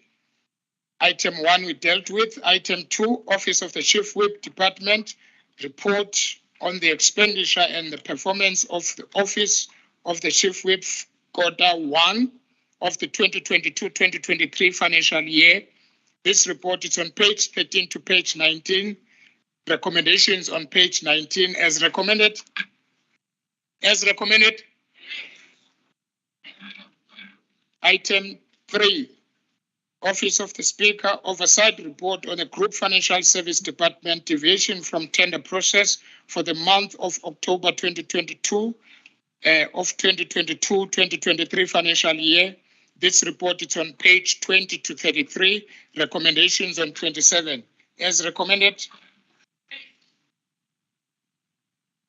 Item 4, Group Property Department, a report on the land availability agreement between City of Tshwane Municipality and Habitat Pty Ltd, Terra Investments and litigation between Terra Investment and the city. This report is on page 34 to page 114, recommendations on 67 as recommended. Item 5, Human Settlement, Further report for MPEG, report requesting council to approve the amendment of contract in line with section 1163 of the Municipality Finance Management Act 56 of 2003 for amendment of contract of GS fencing and construction for the construction of 447 top structure in Olivenbush. The report is on page 115 to 125, recommendations on 125. As recommended. Item 6, human settlement report on how much the city is spending on Schubert Park, alternative accommodation and its sustainability. This report is 122 to 167. Recommendations are on 133 as recommended. As recommended.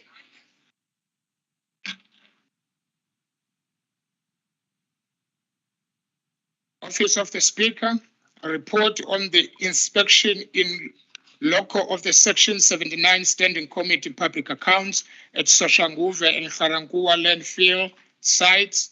This report is on page 179, 186. Recommendations 183 as recommended. And item C from the Section 79 Oversight Committee, Housing and Human Settlement, 9th May 2023. Item 1, Human Settlement Department Financial and Non-Financial Quarterly Performance for Quarter 3, 2022 to 2023 financial year. Report is on page 4 to page 49. Recommendations are on page 49. As recommended.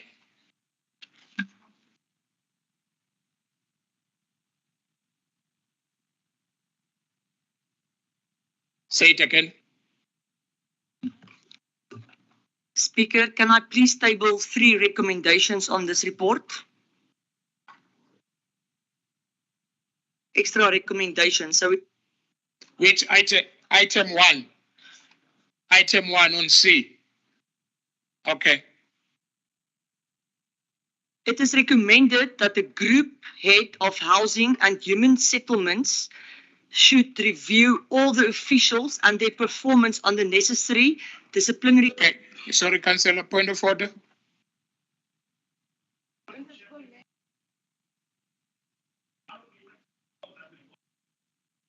It's a recommendation. It's a recommendation, Speaker.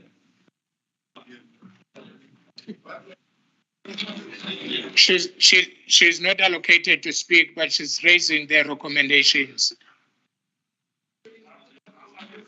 Go ahead, Councillor.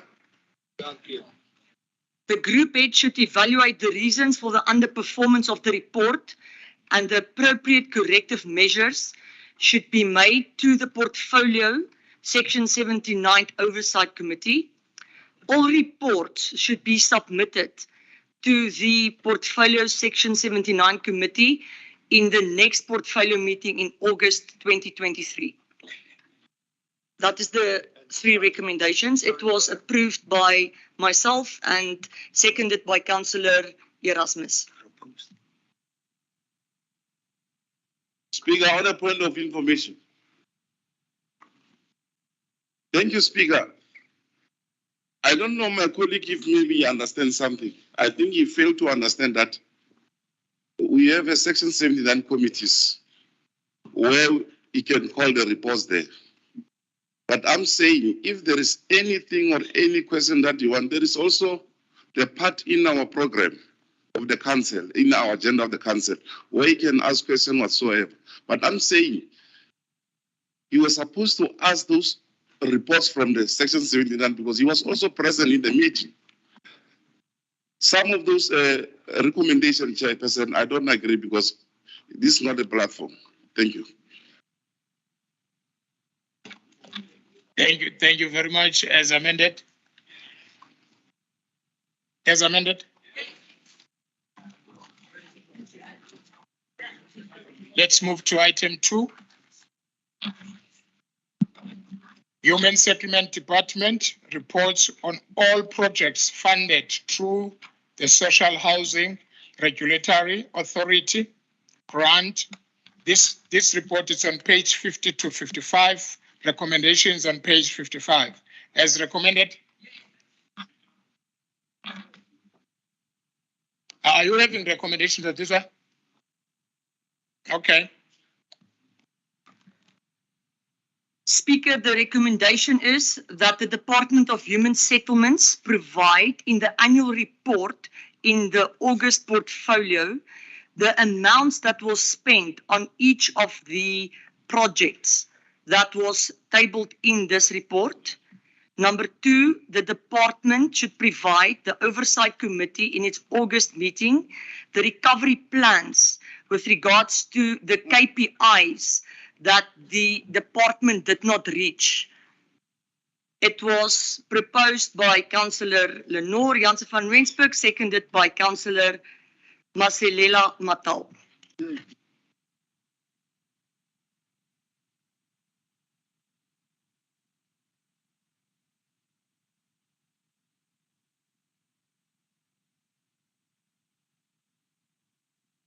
It was seconded by a Pounds. I should have said so. Speaker, maybe the chair will have to assist us. Do this committee sit and do work? We expect them to bring recommendations here to council. And now it's like they're having the meeting in our presence. And I'm having a problem with that because we do work at MPEC and they are supposed to do work in their portfolio. Now I feel like they're having their discussion at the meeting in here and they're out of order, Speaker. Please intervene. Your chair and yourself, you need to intervene. This section 79 are under you. Thanks a lot, Chair.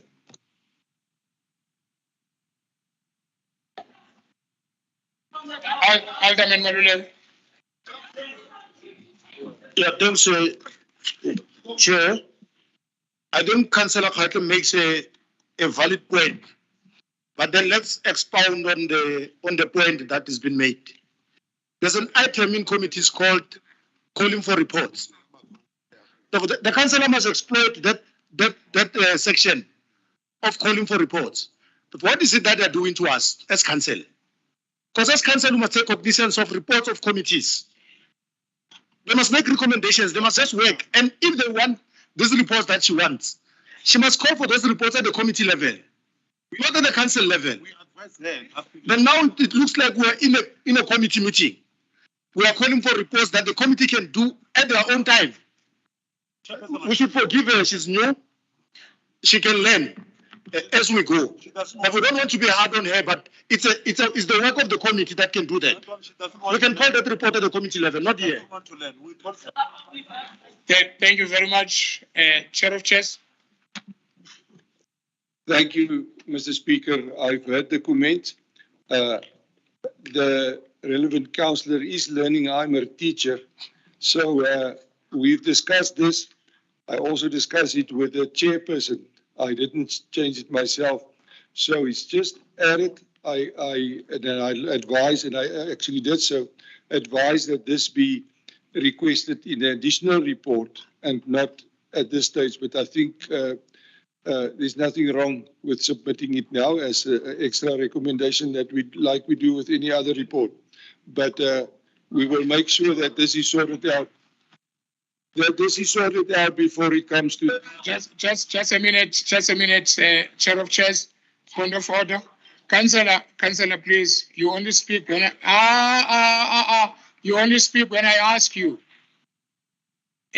Alderman Malulek. Yeah, we are now having we moved from problems of Action SA. We are dealing with VF plus problems now. Now the chair comes from the same party. The chair of chairs agrees with the wrong thing. That comes from the caucus of VF plus. Then this cholera thing of not understanding reports has affected the entire caucus called VF plus. They must correct it. You can't do it that way. Then what council must do if you're calling for reports at this level? You can't. There's nothing that we're going to do, chair of chairs. It must go to the committee and they must do the right thing. The business plan of the committee must include these things that they want to do. Not council. This thing of cholera of reports is a problem. It moved from Action SA, is now on VF Plus. And DA is closer. It will move to DA soon. Thank you very much. Okay, thank you. Chair of Chairs, finish up. Are you done?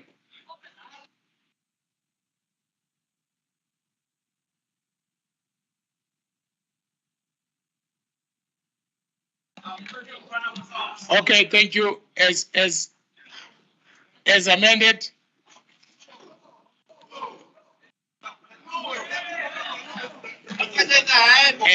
Alderman Erasmus. Information, Chair.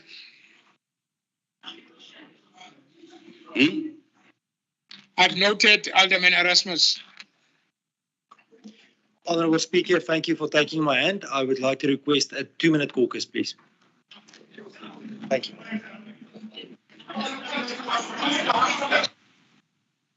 It's 7 minutes to 5. 2 minutes is granted.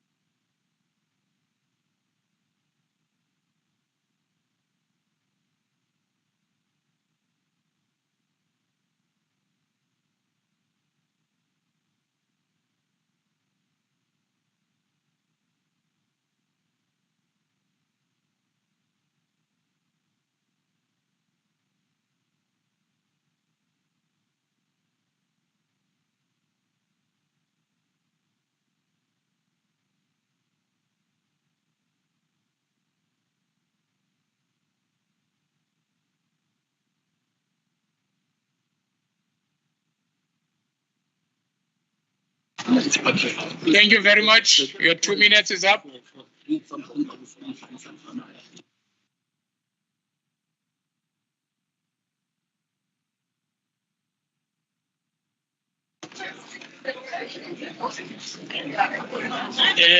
Alderman Erasmus. Honourable Speaker, thank you for your indulgence and thank you for the patience of council. I would like to refer this matter back to my colleague, Councillor Lenore Jansen van Rensburg. Thank you. Councillor. Speaker, the recommendations that were submitted, recommendations we will withdraw. Thank you. Okay, thank you. Can we then move? Then we're on item number 2, which is the recommendations are on page 55 as recommended. Let's move to item 3. Councillor, thank you. Human Settlement Department report on social housing rental collection rate and maintenance of the rental stock. This report is on page 56 to 67. Recommendations are on 67. As recommended, let's move to item 4. Housing and Human Settlement Department, status of the registration and issuing of title deeds for low-cost residential housing in the city of Tshwane. This report is on page 68 to 71. Recommendations on page 71 as recommended. Item number 5, Housing and Human Settlement Department, the report on Urban Settlement Development Grant from National Human Settlement and Allocation to other departments in the city. This report is on page 72 to 96. Recommendation on page 96 as recommended. Item 6, Housing and Human Settlement Department status report of land acquired between 2016 to 2021. This report is on page 97 to 101. Recommendations on 101 as recommended. Item D, from the Section 79 Oversight Committee, Utility Services, continuation meeting 19 May 2023. Reports on the inspection in loco of Section 79 Oversight Committee, Utility Services, to propose Klipgat water treatment works. This report is on page 5 to page 11 and recommendations on page 11 as recommended. Item 2, Water and Sanitation Department Infrastructure Planning and Implementation reports on the calculation of non-revenue water and the measure in place to reduce NRW. This report is on page 12 to page 26. Recommendations on page 26 as recommended. Item 3, Regional Operation and Coordination Department, Section 79 Oversight Committee, report on quality of service and supply for electricity distribution network. This report is on page 27 and 42. Recommendations on page 42 as recommended. Item 4, Water and Sanitation Department, Bulk Water and Wastewater Service Report on City of Tshwane Wastewater Treatment Works Regulatory Requirements and Monthly Influent Discharge Quality Compliance. This report is on page 43 to 66. Recommendations on 66 as recommended. Item 5, Water and Sanitation Department, Infrastructure Planning and Implementation Division report on the measures to reduce non-revenue water and the identification of mitigation of gaps to achieve IDP targets. This report is on page 67 to 80. Recommendations on page 80 as recommended. Water and Sanitation, that is item 6. Department, Bulk Water and Wastewater Service, City of Tshwane Water Quality Report. This report is on page 81 to page 91, recommendations on 91. As recommended. Item 7, Energy and Electricity Department, Q2 Performance Review Report for 2022-2023 financial year. This report, it's on 92 to 129, recommendations on 129 as recommended. 8, Regional Operation and Coordination Department, Q2 Performance, financial year 2022-2023. This report is on 130 to 144, recommendations on 134 as recommended. Item 9. Speaker, at what time are we going home? Because it's already 10 past, 2 minutes after 5. Yeah, thank you, Councillor. Today we are going to finish the agenda. Today we are going to finish the agenda. Thank you. Item 9. Item 9. Councillor. No, you can't say you are going to finish the agenda. We want to finish the agenda. Always, when we come to council, our approach is to finish the agenda. But there's a principle before this council. So we rather agree that we are going to finish at 6 or 6:30, not to say we are going to finish the agenda. No. But what if we finish the agenda at 2 o'clock? So we must agree that maybe there are urgent motions that must be tabled. And because of that, we think that we must finish at 6, but not to finish the agenda. Because the issue of safety is still at the center of our... no, these ones, they stay in the suburban areas. Or 80%. Councillors, can Councillor Ramabutu speak to me, not to you. Come on, Councillor Tsila. Come on, Councillor Tsila. I said stop shouting at me. Continue, Councillor Ramabutu. No, no one will shout at you. Every shout is to that side, don't worry. So when you hear a person shouting, you must know it's not you. So always know that the shouting from this side won't come to you. You are our speaker. We have confidence on you. You are a pastor, a man of God, and we are going to defend you. So no one is going to come here and make us fight here. So thank you very much.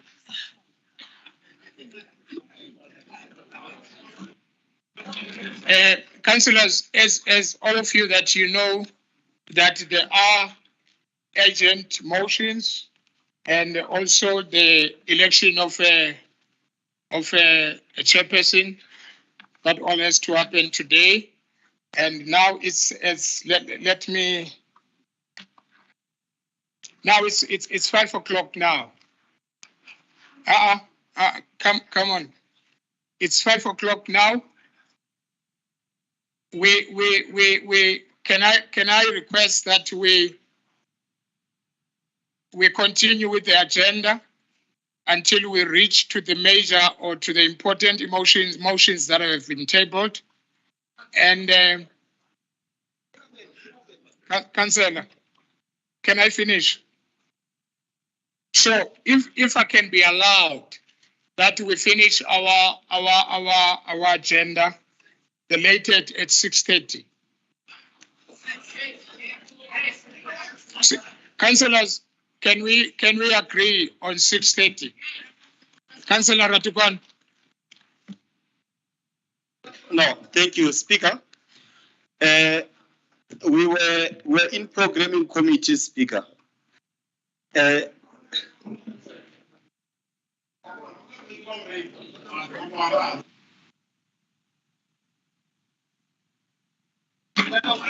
Council, can you please? I didn't recognize you. Yeah, no, yeah, Council. Councillor Tuna. Councillor Ratukwan was on the floor. Like that, Speaker, I'm not going to take long. So once the matter, Speaker, and the plea in both programming and multi-party was that the whippery that we have, multi-party whippery that we have, should be able to resolve issues, not the Speaker to tell us or no, this is the time or we are going to finish. That's not the spirit. I think we have a common or sort of an understanding. The problem is how we are going about the whole thing. The thing is that we've agreed that should we get to 5 o'clock, we should be able to convene and agree on the set time with as a multi-party whipper, not for the Speaker to say 7:10, because now it becomes a problem. You're going to have a situation where there is many suggestions on the floor, but you have a structure that decide on these issues. And members of the structure is that they are in this particular council. So why can't we, Speaker, follow that to ensure that we don't open this debate to the public and sorry, to the other councillors that are not part of the structure itself. But I think all in all, the goal is to conclude. The issue is that we can't just be moving while we don't take note of the time or while we don't know what time we're going to finish here. I don't want to be seen not respecting the decision that were taken by the whippery. Can I allow then the chief whip and his whippery to engage on this? I don't want to be seen as a person that disrespected the meeting that they had. I might have said 6:30, but can you engage as whipperies? Thank you very much.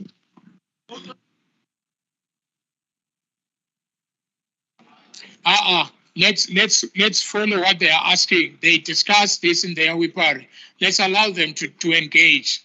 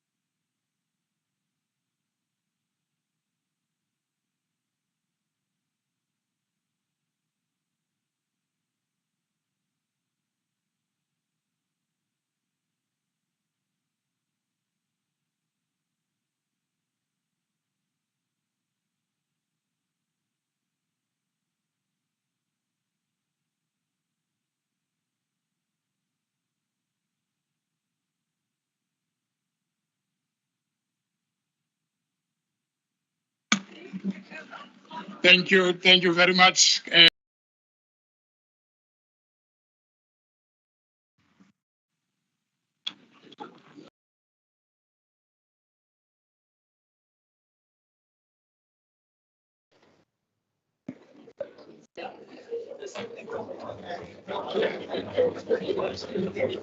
Please take a seat so that we continue.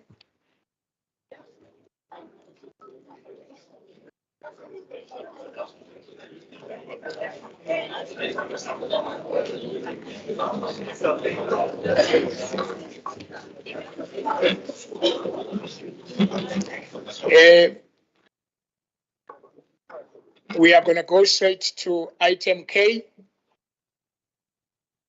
We're going to go straight to item K now and attend item 1, 3, and 4 because we have already dealt with item 2.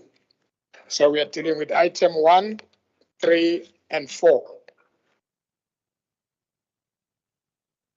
Honorable Councillors, at my discretion in terms of section 81K of rules and orders, I'm submitting to you the following reports for consideration. Appointment of a chairperson of section 79, Oversight Committee, Utility Services, resulting from the resignation of Alderman Kesendok as a councillor in the city of Tshwane. This report is on page 4 to 7.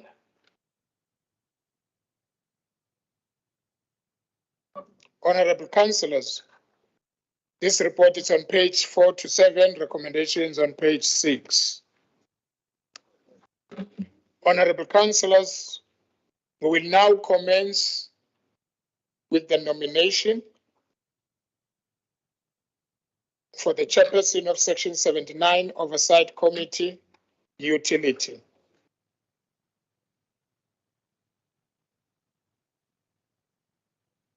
Councillor Ace. Thank you, Speaker. I, Jacqueline Ace, nominate Flora Monama for the position of a chairperson of Section 79 Oversight Committee for Utility Services. This is seconded by Councillor Kolofelo Morudi and accepted by Councillor Monama.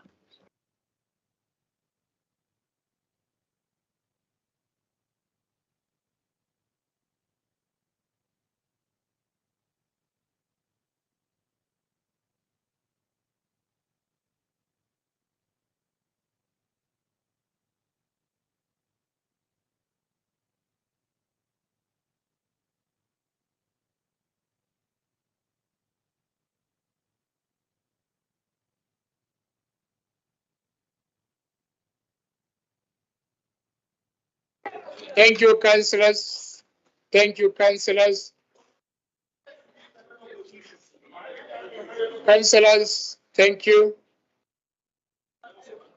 Position of chair of the section 79 Oversight Committee, Utility Services. Councillor Ace.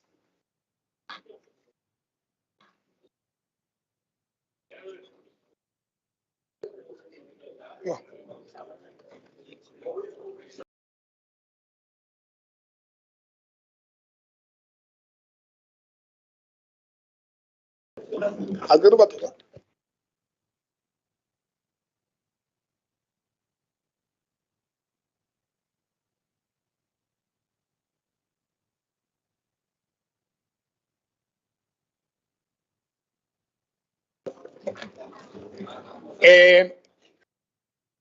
Councillor Jackie Ace. Nominate Mabora Flora Monama. I hope I pronounce it right. If not, please forgive me. And for the position of the chairperson of Section 79 Oversight Committee, Utility Services, and signed date 29 June 2023, seconded Councillor Kulufelo Mondi Murodi. Second, the nomination signed 29 June 2023. Councillor Mabora, can I finish here? Yes, I'm still coming. I haven't done. Councillor Mabora Flora Munama, do you accept the nomination? Yes, Speaker, I accept the nomination. Thank you.